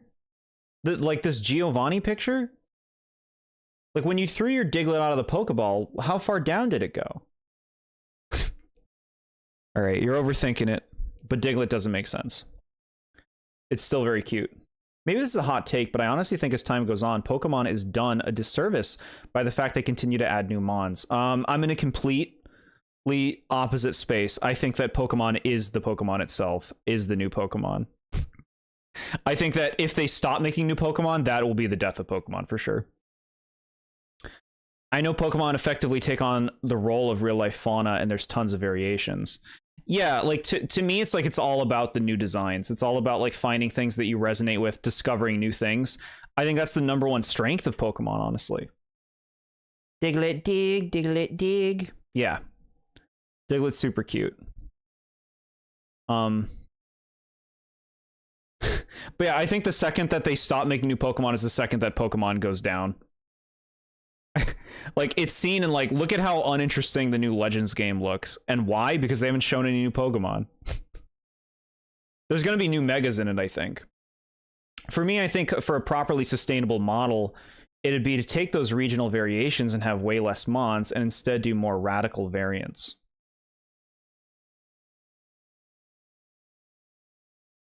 It's also me thinking of these games as games first.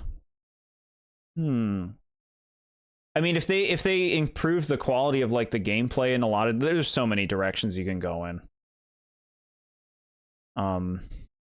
For me, I'm like bloated. I'm like, I want every generation to have 150 new Pokemon. Bloated. Give me as many as possible. Stop putting the old ones in and just keep giving me new.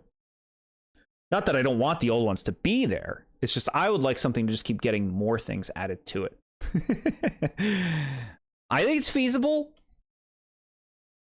They can do it with technology today. Shiny Diglett's cute.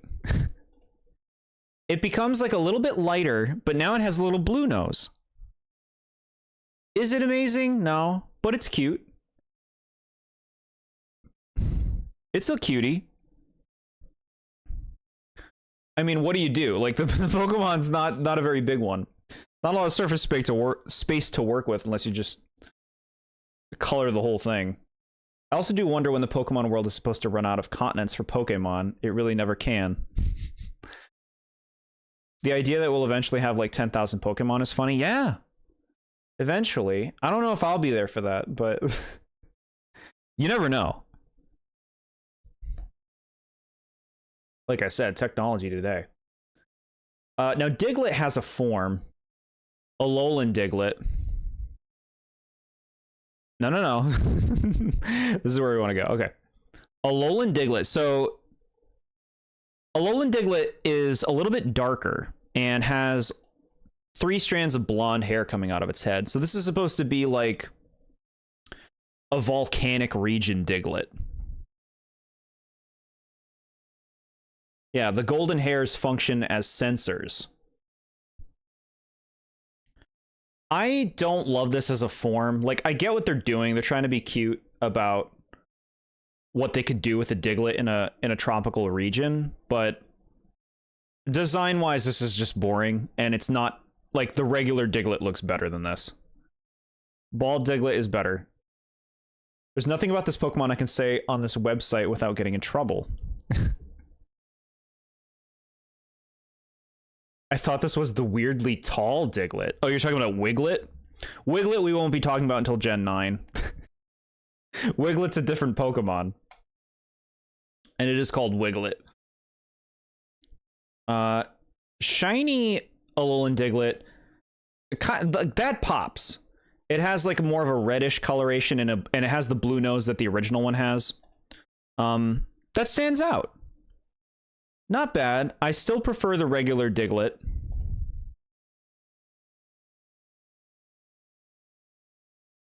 I got my shiny Venomoth during your stream a few months ago. So good. Very cool. Now it is sunburned. Yeah, okay. That's one way to look at it. So Diglett becomes Dugtrio. Now, I see a lot of people give flack to Pokemon like this. It's like, oh, it's just 3 Diglets. That's not creative. Why can't you do 3 Diglets? I think it's cool. Who wins, Diglett or Wacka? Diglett. I think 3 Diglets is cool. And look, they're different heights. They're like Mario mountains.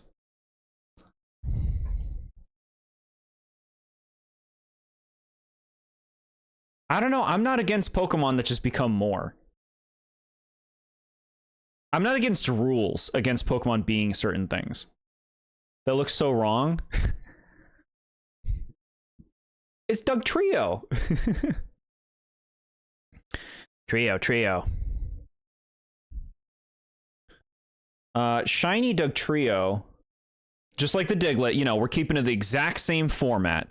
Make the color a little bit lighter and give them blue noses. Kind of cute. Could also be more. Okay, Alolan Dugtrio. So the little Diglett that we saw that had hair, when it evolves into an Alolan Dugtrio, it gets this. I hate this. I hate this design. I think it's stupid. To me, this is too much of Pokemon trying to be a meme, trying to like make memes. People are like, boy band, Hanson, boy band, and I'm just like chicken nuggets from McDonald's. I think I hate it, but it's also really funny. Yeah, I don't like the hair that they have. And just the vibe. This is a downgrade from Dugtrio for me. This is funny because they're trying so hard and not because they're succeeding. Yeah. Yeah, I don't like it when they're like trying to be too memey with their designs. Like if a Pokemon comes out in the new gen and it's like the dabbing Pokemon, don't do that. Don't do that. Shiny Alolan Dugtrio. Do we have the shiny here? We do. The blue noses look good. I still don't like this thing. I like the weird claymation Pokemon card. Yeah, it's cool when they make claymation cards. I'm with you on that. You're saying goodbye to your brother. Hopefully the weather's better next week so we can get some fries and onion rings from Amato's. That sounds wonderful. Best weather for you next week. Meowth. Y'all know Meowth, at least you should. Meowth is one of the most well-known Pokemon, mainly because of the role in the anime. It's a really good cat design. The gold coin, because cats like shiny things. The eyes, the ears. Nice scratching animation. Meowth, that's right. Yeah. The hair being blonde colored, there still is a missed opportunity on the shiny. Yeah, they could that would have been nice if they changed the color of the hair. I'm with you on that.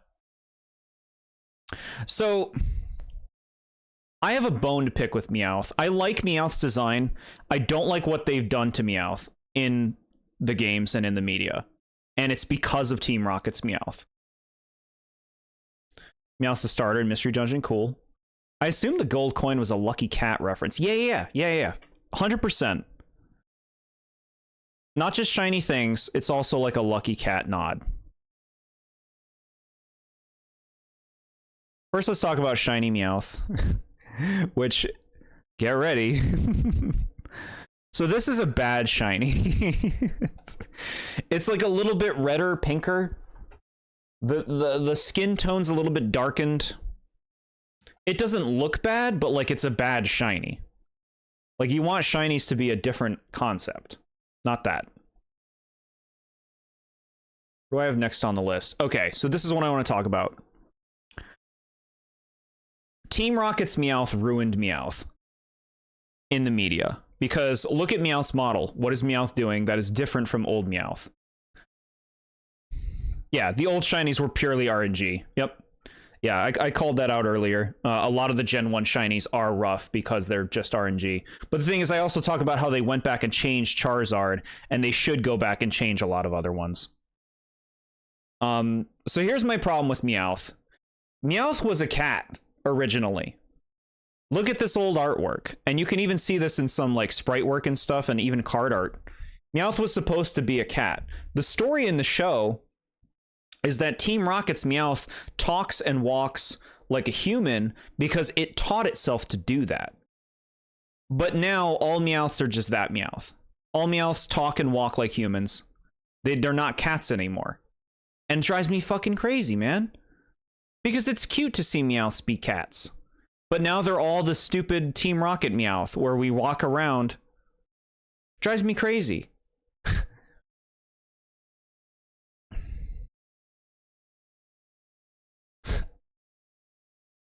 Yeah, so I don't love that, you know? I don't love that. I don't love it when like it's like flanderizing a Pokemon. You know what I mean? It's like, oh, this one quality people know it for, so let's keep playing that up when it's like, that wasn't what the Pokemon was. It was a cat. Meowth has forms. Well, first we got to go to this form. So we want to talk about memes. Not that one. Here we go. I think it always was going to walk upright, but the posing definitely seems like it wouldn't, like it would have had to be more awkward and waddling like. Yeah. What's flanderizing mean? Flanderizing is in reference to Ned Flanders from The Simpsons.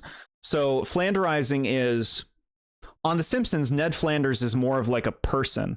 But as the series goes on in The Simpsons, they start embracing the qualities that the character is known for, the caricatures of the character. How it's like, oh, religion, religion, religion. And eventually that's all Flanders is in The Simpsons. And so flanderizing is when you take any kind of character and you play up the aspect that they're known for the most, making a caricature out of them. And so that's what I mean about Meowth. Like, because Team Rocket's Meowth was known so well, they played up that aspect of Meowth is the thing that stands up. And so now all the Meowths are that, when Meowth originally was a cat. So here's more memes. Here's Pokemon trying to go for memes again. We have a big ol' long Meowth as his Gigantamax form. I don't hate it because I actually think it looks cool. Like the glowing eyes and just like this. And the long body, I actually think it looks kind of cool. They made him a hot dog.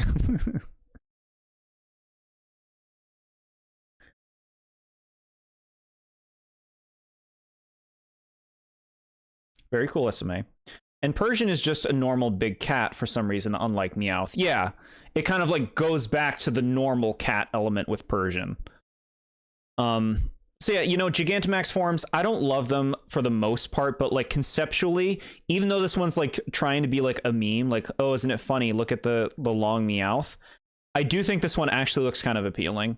I like the symbol on its coin. Yeah. Yeah, I'll give this one a pass. It's not wonderful, but I'll give it a pass. Also, here's the shiny. Wow, what a difference. Look at those feet. Now they're pink. All right. So here we have a Alolan Meowth. Meowth got an Alolan form in Gen 7. This is a take. I like how different this is from Meowth. The color scheme, the whole like personality and flair, like you feel the difference of this kind of Meowth from the regular one. And honestly, really cute. This is a really cute Pokemon. Look at that little kitty. And so sassy. Yeah, that's a good design. That's nice. We're not talking about Berserker today, it's true. We won't be talking about Berserker until like a year from now.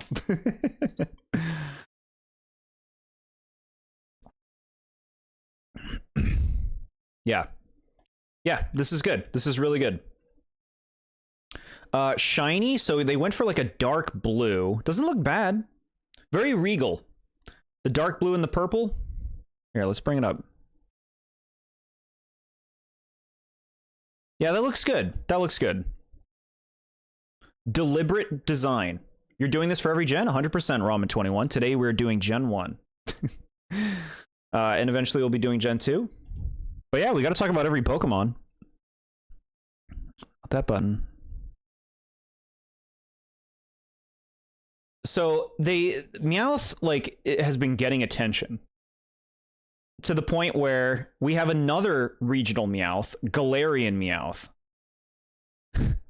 From Generation 8, they made another one.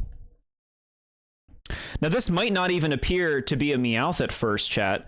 It looks pretty different. But the thing that really makes it clear is when you turn it to the side and you see, oh, that is a Meowth. It just has a really long beard. It just has a really long beard. Look at its tail's different, and it's super shaggy. It even has little horns. I can't wait to get to my glorious King Ferrothorn. Yeah, when we do Gen 5, heck yeah. I like this. Also distinct, like now Meowth has 3 different forms for 3 different regions, and they keep making like different interesting ideas for it. Look at its claws and stuff. That's fun, man. Just a hairy little Viking thing. I say Viking because of what this evolves into. Unlike the other Meowths, this doesn't evolve into a Persian, but we won't be discussing this thing's evolution for a long time. Cophagrigus for my king. Honestly, this is part of what I meant with the idea of less unique mons and more interesting variants. I like variants when they do stuff like this. I think there's a lot of potential for them to edit all sorts of Pokemon in all sorts of crazy ways. That Galarian Meowth has key original details, but looks so different. Yeah, I hear you on that.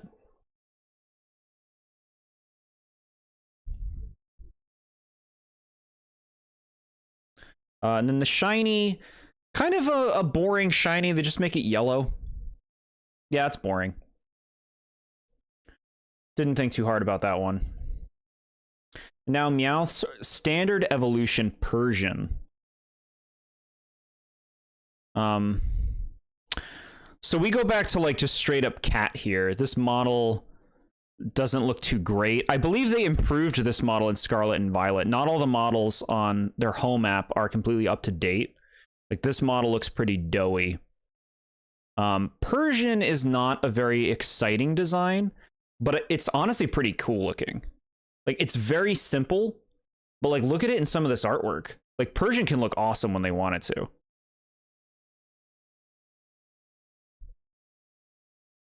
The standard Meowth design, just a big old cat. Can I say that I don't like Alolan Persian? Of course you can say that. A lot of people don't like Alolan Persian. We'll be getting there in a moment. So shiny Persian is similar in that it's not a big change. Like it's lighter. It's got like pinker ears.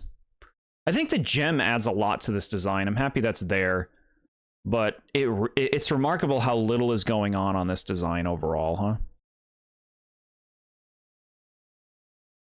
Very little going on. But yeah, the Alolan Meowth that we were looking at before, chat, becomes Alolan Persian, which... When Alolan Persian came out, when it was revealed, people were mad. And I get it. I get it. When you see Alolan Meowth and you think of, wow, an Alolan Persian where it has all this sassiness and this new color scheme, that's going to be so cool. And then they make Garfield face Meowth, or Persian. And it's like, what the fuck? What did they do? Why did they do this? It's a take. It's supposed to be like a spoiled cat. Like, it's so proud of itself. Yeah, it looks down on everyone other than itself. Do another thing. You can do it. I honestly don't hate it, though. Like, when this first came out, I thought it was really derpy. And, like, kind of stupid. And, like, it still is kind of those things. But I kind of like it because I do like Garfield. And it's kind of silly. It's just like, look at this big fluffy cat. And it's so dopey looking. I don't know. But I see why a lot of people don't care for it. Like, there could have been something so cool for an Alolan version of Persian that was like the Alolan Meowth that we saw before. Shiny. Very blue. Very blue. Wow. Yeah, it's silly.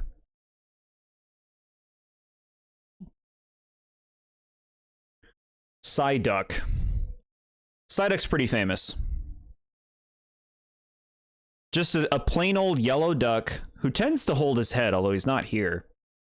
Psyduck suffers from constant headaches, which sounds like a miserable existence. This is another very plain design, but like very strong in its simplicity. Very strong. Psyduck doesn't do much for me personally, maybe because it's so kind of bland in a sense. It's not really challenging you. It's just a derpy duck. I have to ask why Psyduck was made a starter selection in Mystery Dungeon. You gotta have like a weird pick, right? You gotta have like something dopey. You gotta have a dopey pick. Shiny Psyduck I'm on board with. A nice like light blue. That looks good. It's like significantly different from the standard color. Yeah, that's fine. I will say, I don't understand why Psyduck is not a psychic type. Considering its lore about how it gets headaches that become psychic powers, and the abundance of pure water type in Gen 1, at that point, why not make it a water psychic type? It certainly wasn't going to break anything. We already have Machop for a dopey pick. I feel bad for Psyduck. Get bro some Advil? Yeah. And so this kind of leads into Golduck, its evolution. Golduck is a pretty cool design. Kind of like Kappa-ish. And just being like this big old weird duck thing. With another gem, kind of like Persian. But why? Yeah, see, it says in one of its descriptions, when its forehead shines, mysteriously, Golduck can use the full extent of its power. Why are these not psychic types? It would be so easy, and it would do so much to make these Pokemon just a bit more interesting. Like, they would stand out more. The only water psychic type in the first gen is Starmie. And there are so many, like, just, like, kind of run-of-the-mill water types in general, not even in just Gen 1, that it's like, these should just be psychic types. Water psychic type Golduck. It would just make sense. It would make the Pokemon more interesting. Poisonally. Shiny Golduck's not good. Unlike the Psyduck, it's not very different. Like, the blue's a little bit different, but mostly it's just like the pinkening of these colors. And it doesn't look good. Like, that's just bad. Fix this one. Redo it. Make it yellow like Psyduck. That would be funny.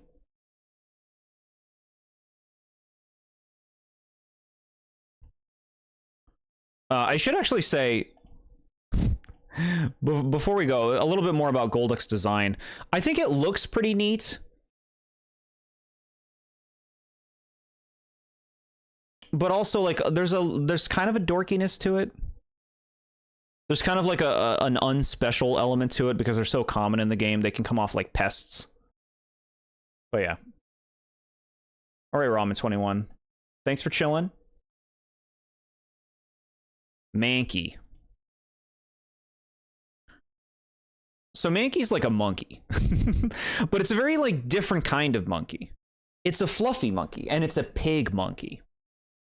The pig nose gives it such a distinct like uniqueness. Like, it's not just a monkey.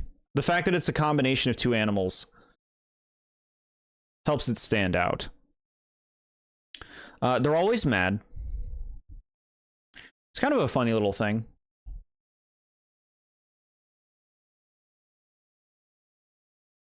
I like that it's just like covered in fluff. It's just a fluff ball. It's not the most exciting Pokemon, that's for sure. But this is potential. What you see is potential. And here's the shiny.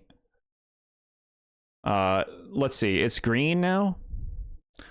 This is a bad shiny. Like, barely noticeable difference. It's kind of green on its body. Like, fix it. Change it. Go back. Mankey evolves into Primeape. I really dig Primeape. Because this is the Mankey concept, but, like, so much cuter. There's your mint chocolate chip, yeah. Primeape is so much cuter than Mankey to me. It's just this giant ball of fluff. It's so mad. But it also has these cute little ears. And look at its weird body. Like, it just has these Human feet and hands?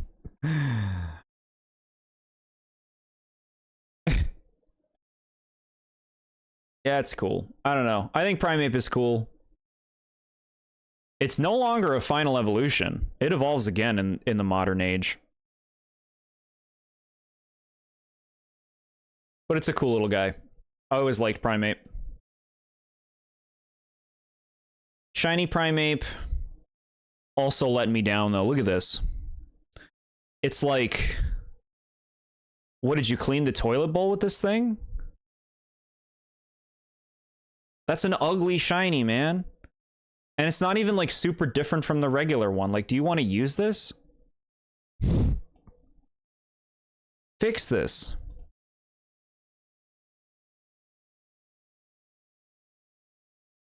Growlithe. You want to talk about a Pokemon with a lot of fans? Look at this little dog. I mean, come on. Military colored Primeape, yeah. I can see it. So this is like a little tiger dog. It's also a fire type, but it's like super cute. Like just relentlessly cute little dog. Look at it like hopping. Even the artwork's really nice. I mean, it's easy to see why this is so popular. It's a fluffy puppy. I like that it's like a bigger dog. Like it's like a chow dog.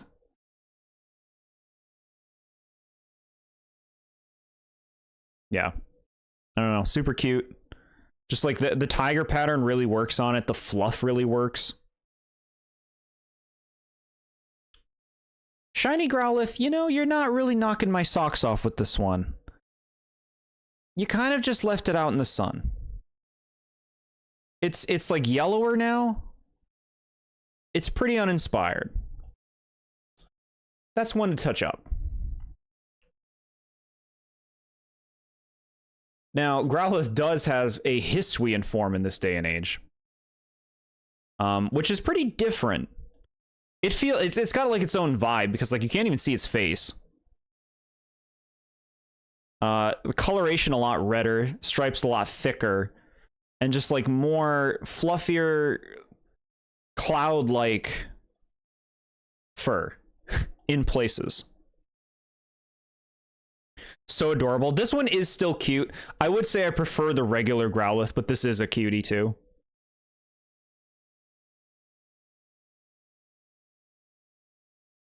It's now part rock type. And then the shiny follows suit with, you don't have the shiny. The shiny follows suit with the regular one in that it just becomes yellow. In this case, it is a lot more, it feels a little bit more different than the regular color, so it does stand out more. It's okay. Yellow is generally not a color that you're pushing for your Pokemon to be in their shiny. Arcanine. Big fluff.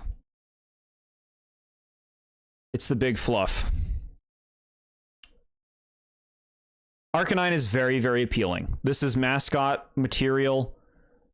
It's a giant dog, really cool coloration and just like stripe layout. And then just the fluffy factor is crazy. It's so fluffy.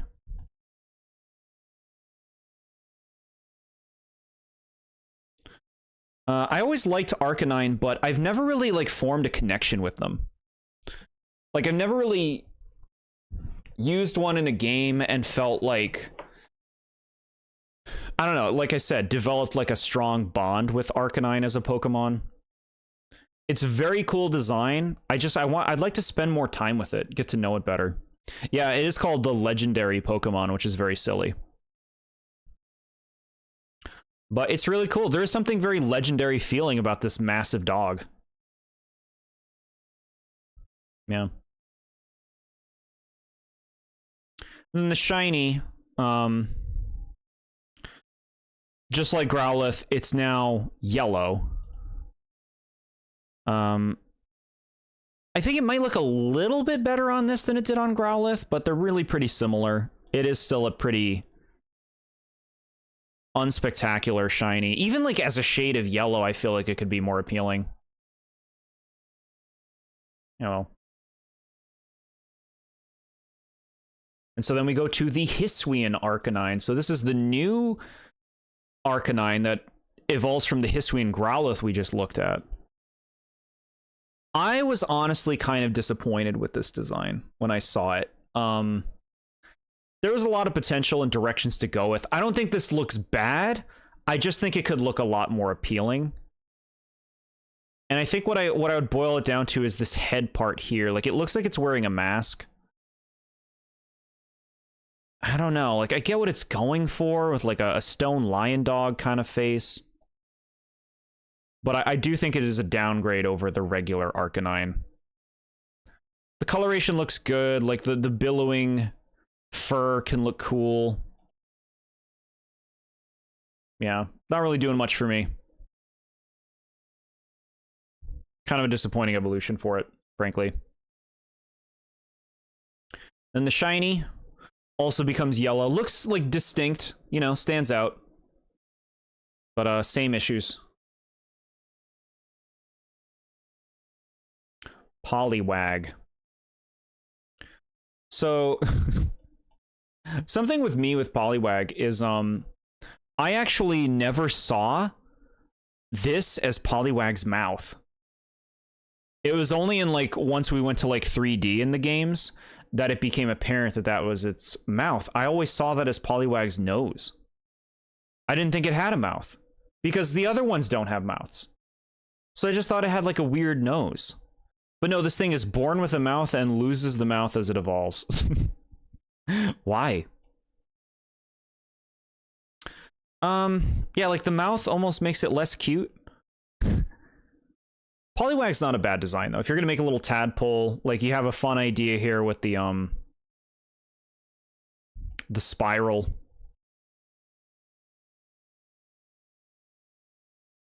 It can look pretty cute. Like, look at that card art on the right. It can look cute. Unless it becomes Politoed. Yeah, imagine that existence. You have a mouth when you're a baby. You evolve and you lose a mouth, and then you evolve and you get a mouth back. Alright. Wow, look at that shiny. What a difference, huh? It's slightly brighter. This shiny sucks. Fix this. Go back. You went back for Charizard, go back for Poliwag. Now here's Poliwhirl. Now there's some interesting factoids about Poliwhirl. Being, Poliwhirl is one of the people in charge's favorite Pokemon. Like, might even be the creator of Pokemon's favorite Pokemon is Poliwhirl. Something like that. That's what I remember reading. Poliwhirl was a possible mascot for the series. And I think it's a good thing that he wasn't. I think Pikachu is obviously the right call. I mean, it's easy to say that in retrospect. But, like, I mean, to me, it's also kind of obvious. Like, look at Pikachu and then look at this thing. If this was the mascot, that's like you're going for, like, a Totoro vibe for your mascot. Which wouldn't have had the legs that Pikachu had. At least I don't think so. It's like having no eyes to evolving and getting eyes. Yeah. Poliwhirl's fine. This is very, like, middle of the road. Like, this is Poliwag, except it lost its mouth and now it has hands and proper feet. It's, like, very clean design. Simple. But, like, nothing to go crazy for. I guess this is, like, a good design for, like, younger kids, right? They like this kind of, like, open, like, big eyes and friendly vibe. At least I can see that being the case. Shiny is just as crap as the shiny Poliwag. Wow, look. It's so different. Bright blue. And then we have Poliwrath. Wow, you're really changing it up, aren't you? Now you have big fists. Look at how mad he looks.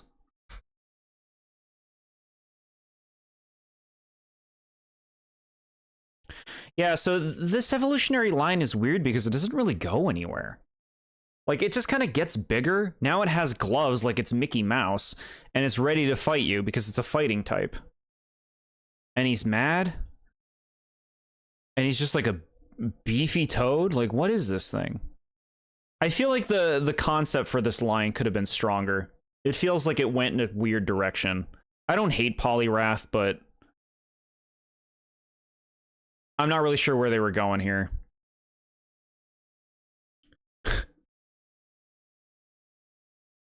Shiny, okay, here we go. We're picking it up with the shiny. Instead of just being light blue, look, it's green now. It's like a frog. Not the most attractive green. At least it's different. At least it's different. Dear Poliwrath, how do you type with boxing gloves on? He can't respond. He can't type. Abra. Right, I have a lot of praise to give Abra. Mainly for, this is a very original creature. Like, what is this thing? What would you call this creature? A fox? A cat? I like it when Pokemon make something that feels very original, and this thing does. Like, it doesn't really resemble any animal directly. This thing has a long tail. It looks like it's wearing, like, armor, but that's, like, its body? Very interesting concept and design. And it pays off. Like, this thing is mysterious and cute and cool. Abra, the teleporting Pokemon, doesn't want anything to do with you. Getting an Abra is a huge chore in Mystery Dungeon because he runs away like a... Yeah. Yeah, he do. Abra's always running. But I really dig it. You might notice here by the cards, Abra does not have a lot of cards. One of them that I used was the shiny one. Because due to a lawsuit from a long time ago, they could not make Abra... They couldn't make Kadabra cards. And so Abra kind of suffered because of that. But yeah, nice Pokemon. Very interesting idea for a Psychic type. Shiny Abra? It doesn't look bad, but you can do a lot better than this. It's just like a lighter, you know, it's the typical kind of just minimal effect being done to the color palette. Now here's Kadabra, the culprit. Lawsuit dropped recently? Yes, I believe it did. Now, I love Kadabra. I think Kadabra's design is phenomenal. You took that basic Abra design, now he's standing, he's serious, he has a spoon, he has like a star on his head, and you cannot forget the tail. I don't know why they gave him this giant tail, but I love it. To me, that does so much for this design. It just looks like such a powerful and intimidating being. For a middle evolution, I really dig it. Using your psychic powers and stuff. So like I said, there was a lawsuit with Kadabra regarding a magician who bent spoons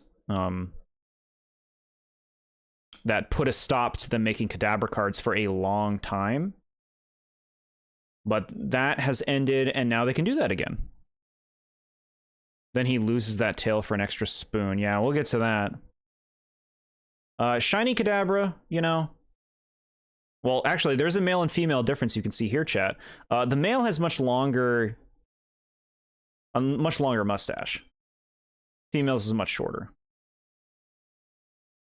And here's the shiny. So yeah, just like Abra, it just kind of throws this like vanilla effect on top of it. It doesn't look bad. It's just like, man, you could do so much more interesting things with it than that.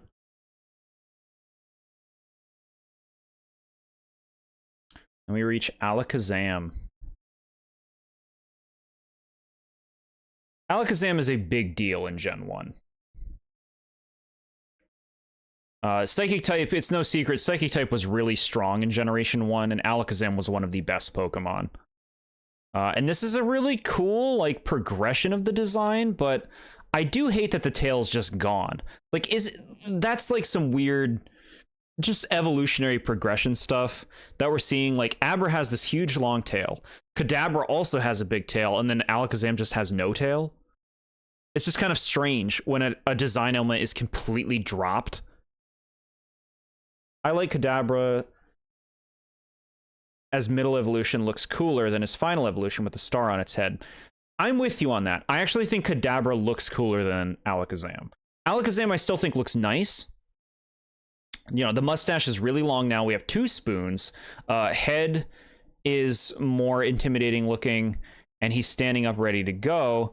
He also looks kind of dorky without the big tail, though. Like look at him from the side. He just kind of looks like a dork holding his spoons. It's still a cool Pokemon. It's still a cool Pokemon, but I do think Kadabra is cooler. More confused about the spoons? Well, he's a psychic. He uses them. Because of a bug in Gen 1, psychic types were immune to ghost types when they were supposed to be weak to them. Yeah, psychic types were broken in the original gen, and Alakazam was one of the front runners, along with Mewtwo, who we'll get to later. This line, Ghastly and Slowpoke lines for me outside of fire types. Yeah, I hear you. I hear you on that. Also an annoying thing because you have to trade Kadabra to evolve it. There are several Pokemon you have to trade to evolve in this generation, which makes it difficult to actually use those Pokemon. Female, of course, shorter mustache, which, I mean, you want that huge mustache. Shiny is actually doing something a bit different compared to the previous forms. We have pink involved now. And even the lightness of the yellow seems to be somewhat different. It's a take. Like, it doesn't look great. I don't like that it looks like he's wearing a big diaper. I can't, like, not see the diaper right now. What magical ability do spoons have that I'm not aware of? You gotta bend them. It's a proof of your power. Gengar, Machamp, Alakazam, and Golem. Yeah, we're all trading Pokemon, and it's one of the worst designs they ever made. I understand why they did it, because it's like, well, we want players to play together and get new Pokemon, but it was stupid because people don't want to trade their Pokemon that they love to other people. And so it made the situation where you would just trade to somebody and then trade your Pokemon back, which is a really arbitrary and annoying way to have to get a Pokemon. And I'm really mad that they still haven't completely removed that from the games. I think that's such bogus crap. Unfortunately, Alakazam dropped in usage when the physical special split happened and its elemental punches became useless. Yeah. Yeah. It must be nice to have friends. Yeah, exactly. You need friends with, you need link cables, you need all this stuff to get a Pokemon to evolve.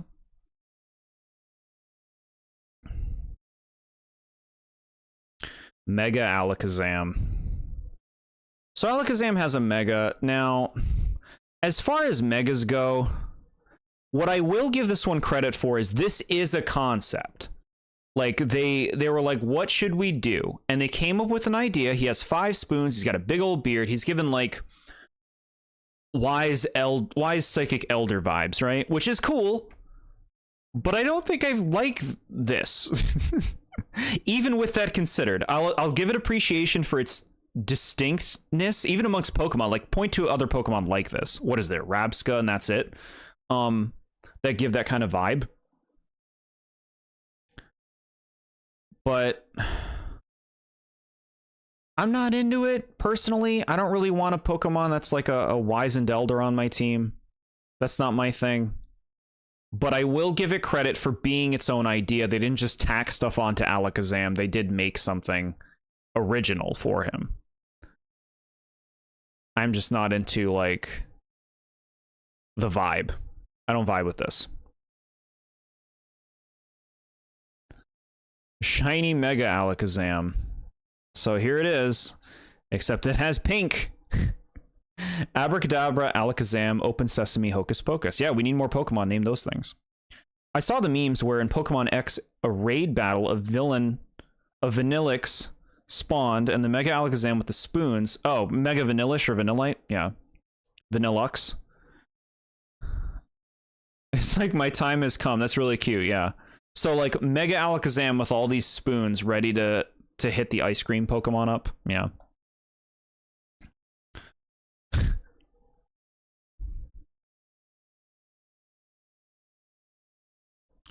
Machop.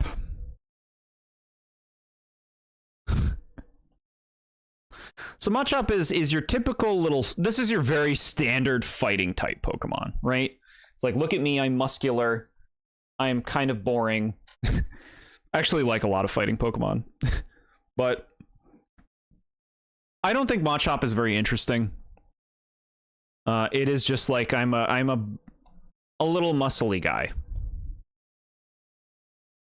I do like that he has like a creature element here, like he has a tail.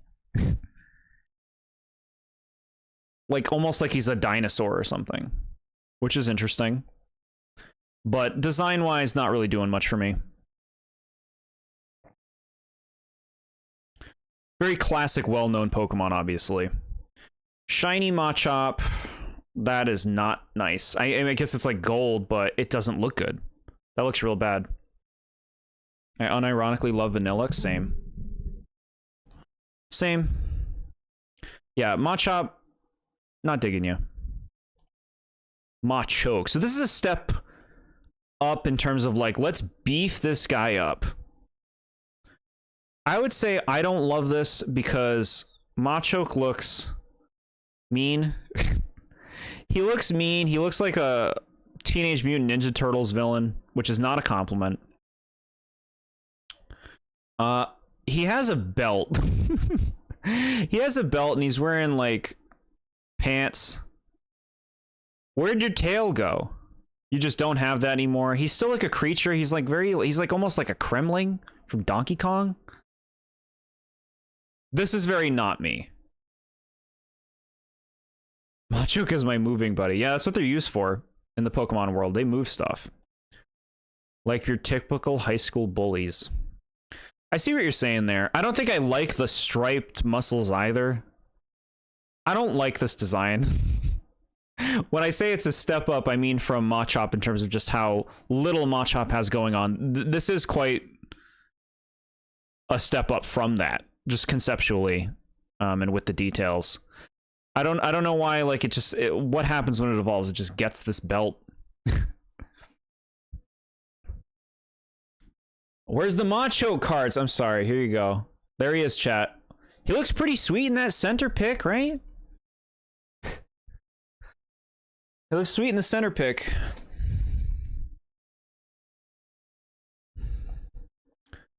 But yeah, it's kind of dorky. This is kind of dorky. Shiny Machoke looks pretty nice. You feel like he should have a tail? Yeah, I wish they didn't drop that design aspect. This actually doesn't look too bad. I like that it changes this to blue. And then just the green. Like, it looks like there's a lot of changes. So I don't hate it. I don't hate it. He looks very alligator, so I feel like he would have one. Yeah, yeah. Play up the alligator thing more. Why are his tights green? One moment, chat.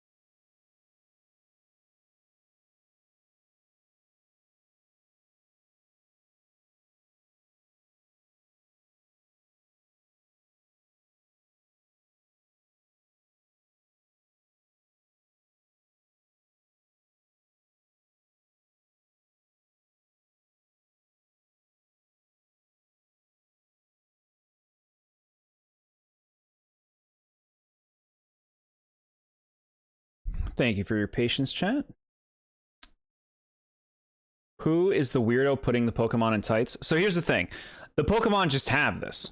Like when Machop evolves into Machoke, it just materializes onto their beings. It's essentially a part of the Pokemon. Is how you have to look at that, you know? It's what the Pokemon is, fundamentally. Okay. Same one giving them spoons. Same thing. Same thing. They gotta have their spoons. Machoke was harassing Jordan in the background. Okay. That's just because they didn't feel like doing a censor bar.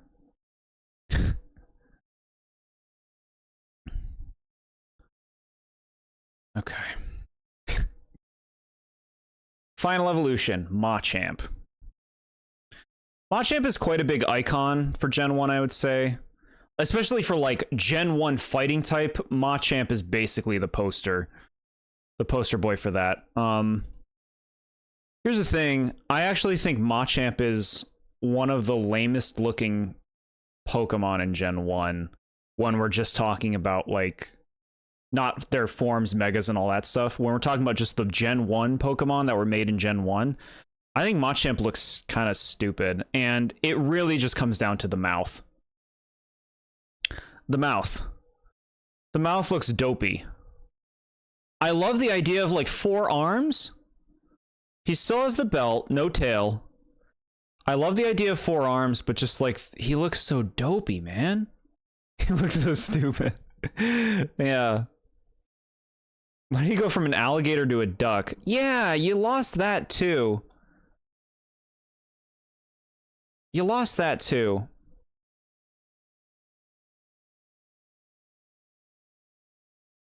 I'll take care of that Machoke for you, thank you. So I'm not a big fan of this evolutionary line of you've seen, chat. I don't think that they're very appealing for me personally, but I know a lot of people out there do like them. I've even seen somebody who has Machop, Machoke, and Machamp as a tattoo on their arm, and it looked really cool. So, like, they got fans. They got fans, but yeah, pretty dorky looking to me. Shiny. Of course, we're keeping the green theme. Chat, look at the color of this green. Ugh.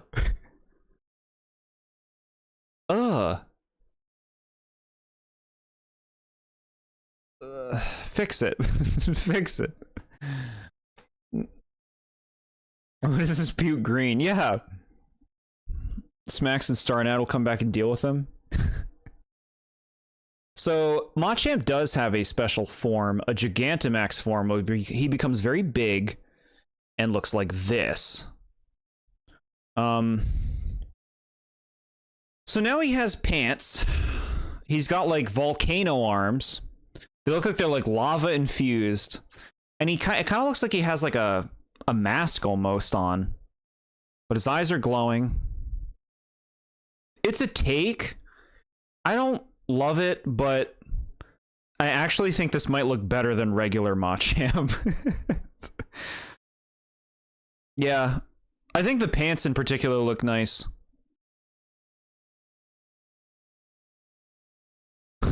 But I don't love this. I don't love this design. No. The shiny, there it is. It's green. It looks like a Space Jam character.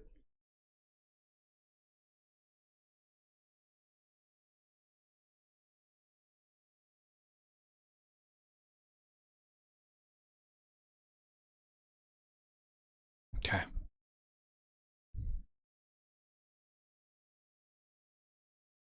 Oh, now we're getting to the good shit. Now we're getting to the good shit, chat. Like one of the creatures from Moron Mountain. Like I remember what that is. Chat, this is Bellsprout. Isn't it magical? Look at it wiggle. Y'all gotta watch the episode where Bellsprout beats the shit out of Ash's Bulbasaur. Does it beat up more things, or is it just the Bulbasaur? Like, I remember the Bellsprout is really strong. Like, it's a really well-trained Bellsprout that just kicks the crap out of his Pokemon. That's too funny. I love this, though. Look at this thing. as a counterpart to Oddish, they're both so amazing. Its little root legs and its dopey face and it's dancing. I love it, chat. I love Bellsprout. It's so funny.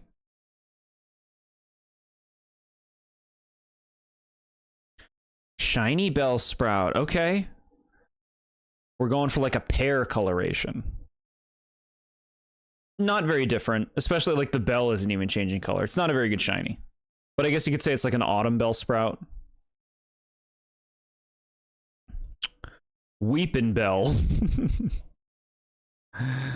So, Weepin' Bell is very silly, but I honestly dig it. It's so dopey looking. What a progression. And it's no longer a walking flower. Now it's just like a weird floating bell flower. So it keeps its mouth open because it lures in insects with the smell of like stuff inside it. That's why it's the flycatcher Pokemon. Yeah, it's too silly. It's just too silly. Like, the design is honestly not crazy, but it just works so well for what it is. You know what? Shiny doesn't look too bad. I like that the mouth is like a purplish, and then it's green. I don't know. It's not very different still, but it doesn't look bad. Oh my. Chat, look at this beauty. Victory Bell. What a name. To start, what a name. I love this. This is really good. Like, it's a hard competition between Vileplume and Victory Bell. And the reason you compare them both is because they're basically like exclusive to each different version. I think they're both wonderful. I would give the nod to Vileplume for my own tastes, but Victory Bell is phenomenal design. Look at how creepy it is. How weird it is. It's just a big old pitcher plant. Waiting to trap things and dissolve them with its acid. The tail, like the leaf tail thing, is such a nice accent to it. And the face... You thought you were the only one who liked this thing? No, I'll give this thing a lot of credit. Victory Bell is really cool. In the anime, they just make it scream. It doesn't say Victory Bell, it just screams. It's really funny. Not the gimmick in the anime, but the fact that it screams. And then shiny Victory Bell. All right, so you're going for something with the brownish leaves. It's kind of like, well, maybe it is wilting or it's autumn or something. The blue lips are nice. But it does seem a little unfocused. Like, why is the body green? I don't know. Yeah. It's okay. It's okay.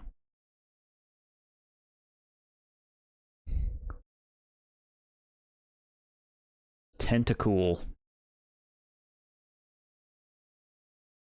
You gotta have a jellyfish.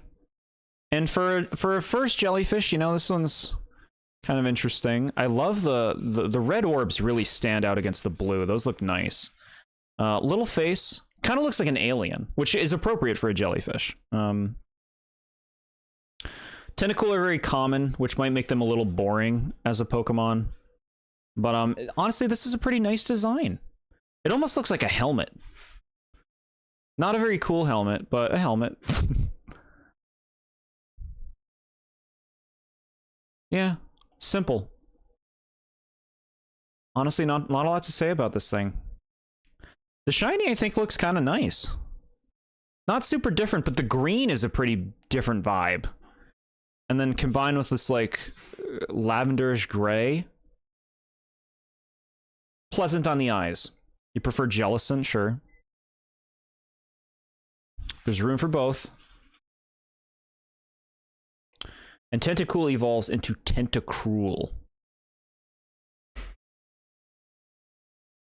So I think this looks pretty sweet. Now it says in the description it has 80 tentacles. I don't think I count that many. Which kind of comes back to the Pokedex being BS at times. But this is nice. Like, the face looks really good. What I like is, I don't know what you would call them, but the two large talons, I guess you would say, that are coming down do so much for this thing's design.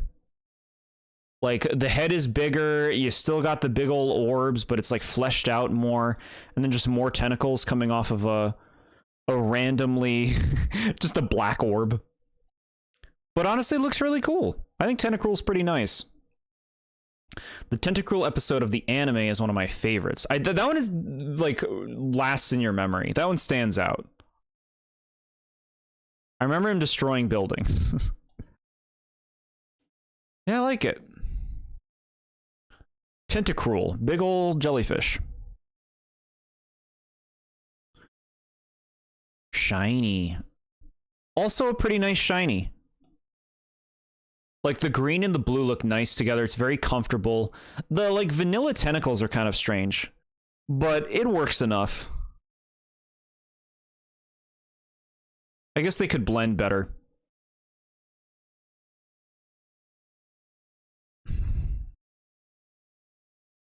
Geodude. Geodude is very well known, pretty classic Pokemon. I would say Geodude is exceptionally boring. It is a rock with a face and 2 arms. Very meatballish. I think my personal favorite was the one where Ash decided to let Pikachu be with the other Pikachu. So unnecessary, though. He just abandons him there. Like, if Pikachu said he wanted to be there, that would be one thing. But Ash is just like, I'm just gonna make this decision for you. But, yeah, Geodude is just like blandness incarnate. You know? Blandness incarnate.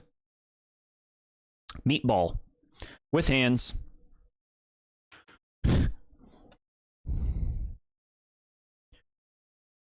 The shiny, I guess it's like you struck gold, you got some golden ore. It's a golden one. Like, it's at least a fun idea because it's a rock. You can see it as gold or something, which is kind of cute, but... yeah. Boring Pokemon. Now we actually have another form of Geodude. A Alolan Geodude. A regional variant. This Geodude is magnetic, and that's why it has these things on it, these stones. It's...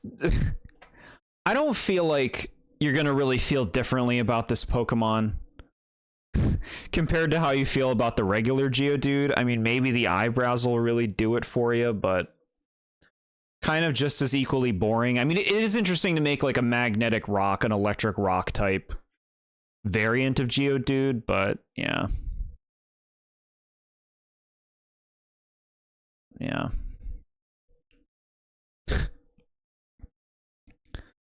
Not impressed.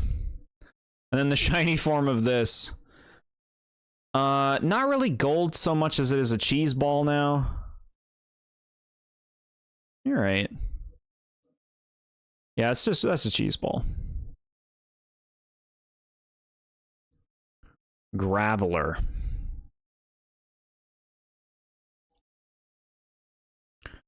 Graveler is bland. this evolutionary line is not an amazing one. Similar to Geodude, Graveler is just a bigger rock, very meatballish still, and has double hands. I do think that adds a little element to this creature.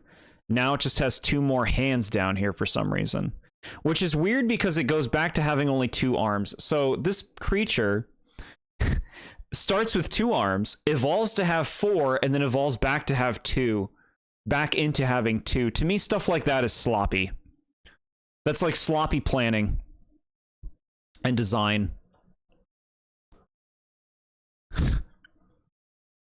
And I mean, just like incredibly boring. Like, look at this thing. It's a rock with arms and a face and feet. Wow. Fascinating. Shiny.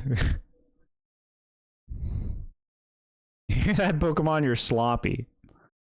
So here's another meatball color. Riveting, right? It's okay. It's all right as a color, as a shiny. Then Alolan Graveler. So I actually think this is a downgrade from the regular one. Like it's pretty similar, but also unappealing, and I don't really feel like the changes do anything for the design. This random eyebrow and details and stuff. I'm not feeling it. This color of yellow sucks. The one on the shiny app. I hate these Alolan forms. Yeah, you don't like them. Wait until we get to the final. We're almost there. Now, shiny, just like the other one, becomes kind of this color. It's different at least, but I'm not thrilled. I'm not thrilled to have that. In the final evolution, Golem. Now, the strangest shit, the strangest thing about all this is you start with a rock. You start with a rock that evolves into a bigger rock, and now you just have a creature of flesh coming out of the rock. Like, what is the design process for this? What happened?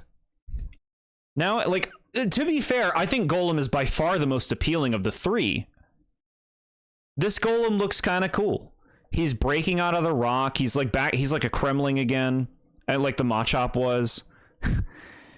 And it's just like a big round ball with a monster inside it. That's kind of cool, but it makes absolutely no sense with the rest of the line. Why did two creatures that are just rocks evolve into this flesh creature that is also rock? Why do they gain 4 arms in the second evolution and then go back to 2 in the final evolution? I still don't mind. I think Golem's kind of cool, but messy. Messy. Shiny Golem. All right, Golden Ball. It's fine. I'm not sure. Like this vanilla color on the face doesn't look too great in conjunction with the Golden Ball. Now, as SMA says, Alolan Golem, and he's super ugly. So here's Alolan Golem, chat.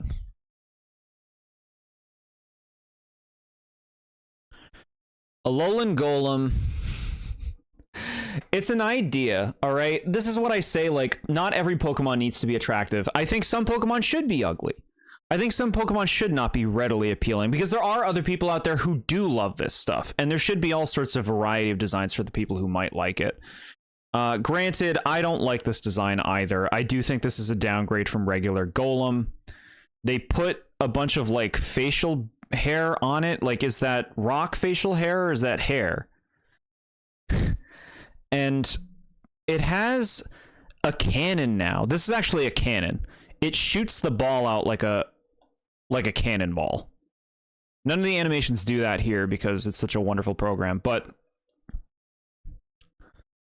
it's a cool idea for this. Like, that was something. They're like, well, why don't we give him a rail cannon on the back where he shoots out a ball and do this to his face, but like, this is just unappealing. It's good to have, not every Pokemon should be appealing, right? Why does a rock have hair? Yeah, I don't really know. I don't really know. That's why, like, it's not like, is it rock or is it facial hair? But not appealing to me. But there are some out there who like it. They're out there, chat. Shiny, you know, doesn't look bad. Doesn't look bad, but nothing special. Just a caramel version.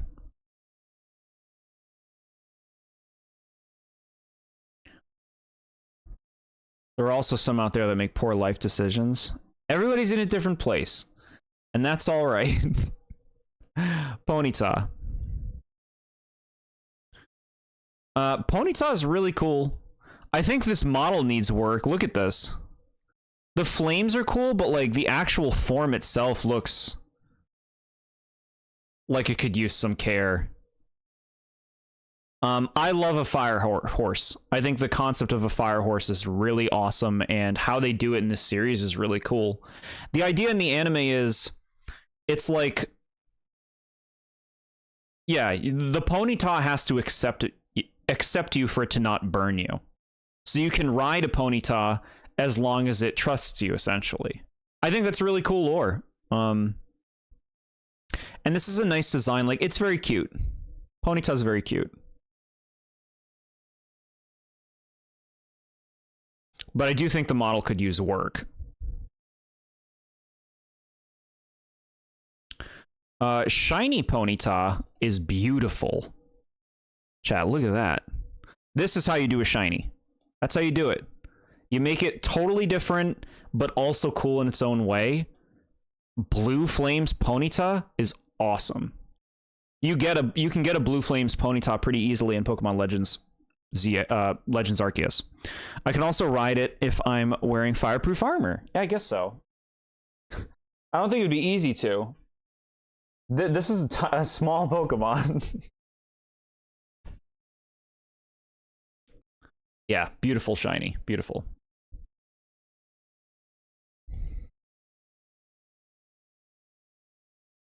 Most of the shiny Pokemon I don't care about. I think a lot of them look worse than the normal ones. I think they use really ugly colors. This is one of the few I like better. There you go, yeah. Glad to hear it. So Ponyta does have a different form, and this one is very, very impressive in terms of design. Goron Tunic, yeah, that'll work. Galarian Ponyta, chat. That's a really good design. It's really cute. It's got really nice colors. And just like the design, like look at the horn. Look at the eye. Even just the ear, like the oversized ear and the fluff of this like cotton candy fluff. That's a really cute, nice looking Pokemon. Very magical unicorn Ponyta. Oh, and I love that shit. You gotta be kidding me. When it does that glowing? Show it again, please. Be good. Be good. Be good. Chat, look at the glow. When it does the glow, watch the glow. There it is. Look at that. Beautiful. Really cool. And it's a fairy type here, which is fun. No, I think look at the model. Look at the model real close of this Ponyta. And then when you go back to the other one, you can see how, like, look, that is a jarring difference in terms of just quality of the model and form. Like, this one looks so drab and like no care was put into it compared to the other one. They really got to update some models, and I do think that they are conscious of that kind of thing. Like we're talking about with Persian. Persian looks really good in Scarlet and Violet, so they are conscious of making the models look better, but it's very noticeable in this case. And then Shiny Ponyta, Galarian Ponyta. Nice. That's nice. They got like a cream color in place of the purple. And it's just nice. It gives it a different vibe. Cool. Very attractive.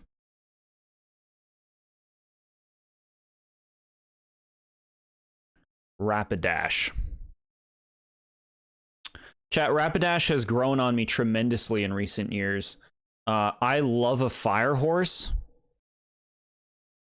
And it's a fucking unicorn. It's so cool. Look at this artwork. Yeah. Beautiful. The flames.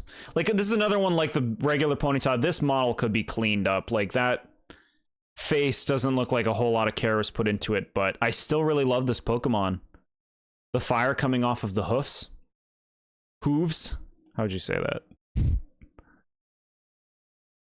But yeah, really, really cool.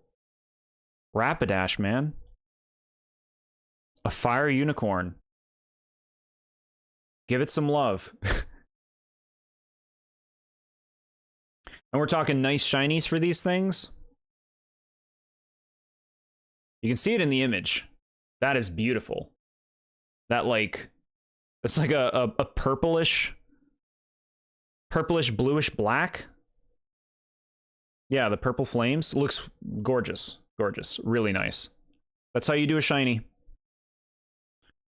Very impressed, Rapidash. Can we just say, like, with the card design, look at that Rapidash card on the right, how it says Sword and Shield, Silver Tempest. Get fucked. Like, the card company can get fucked whenever they do that. Don't put a giant stupid symbol on your card. We don't give a shit what set it's from. If I want to know, I'll look it up. Or put it in a small icon on the bottom, like you're supposed to do. Which they did anyway. It says promo, which is enough. Don't put stupid giant text on your picture. That drives me crazy. You saw the picture of the one I got in Mystery Dungeon, and it's better than the original? Yeah. Looks real cool. But yeah, don't do that. Don't put things on top of your art for your cards. You're already taking up tons of space with unnecessary crap all over your card. Don't cover the art with more things that don't need to be there.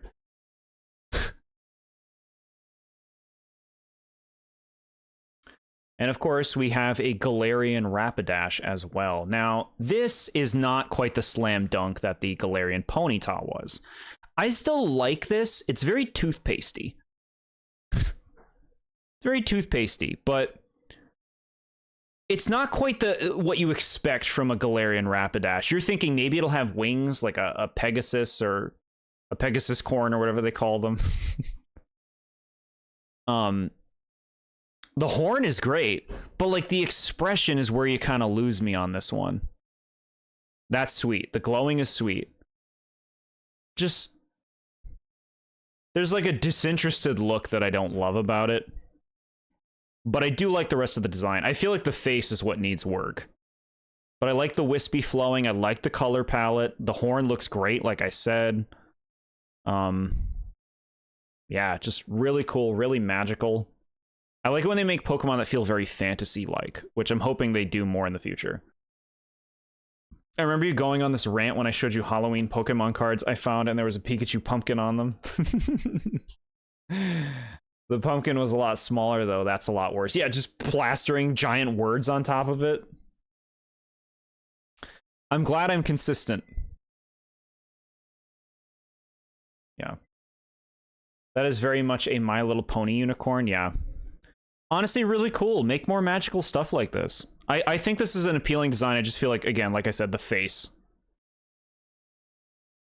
The face isn't great.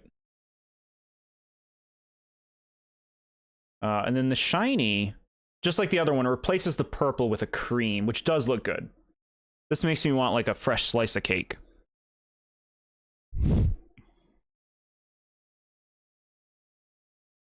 It's time for the Slowpoke. Here he is, chat. Are you ready for him?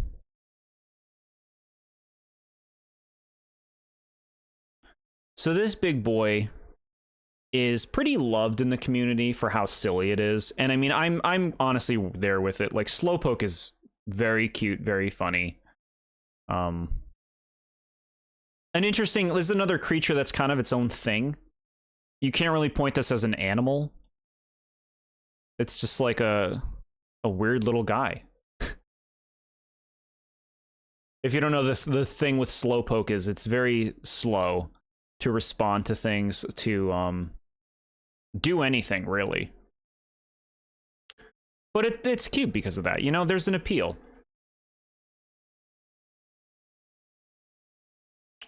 Shiny Slowpoke is not showing up. This is bad. This is real bad. Are you kidding me right now? This is after you spit it out of your mouth. That's real bad. Not mustard Slowpoke. He's just like me. Galarian Slowpoke. So there's a Galarian form of this thing, which has a little yellow head and a yellow tail.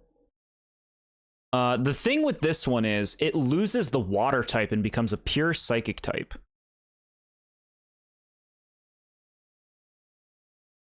They eat a certain plant with a spicy flavor that makes this thing happen to them. You're chugging?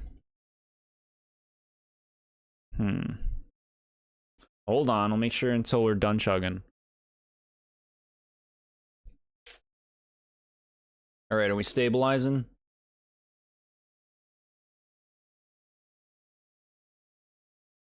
Okay. So I'm hoping that it has a better connection now. It's still telling me that it's pretty chuggy.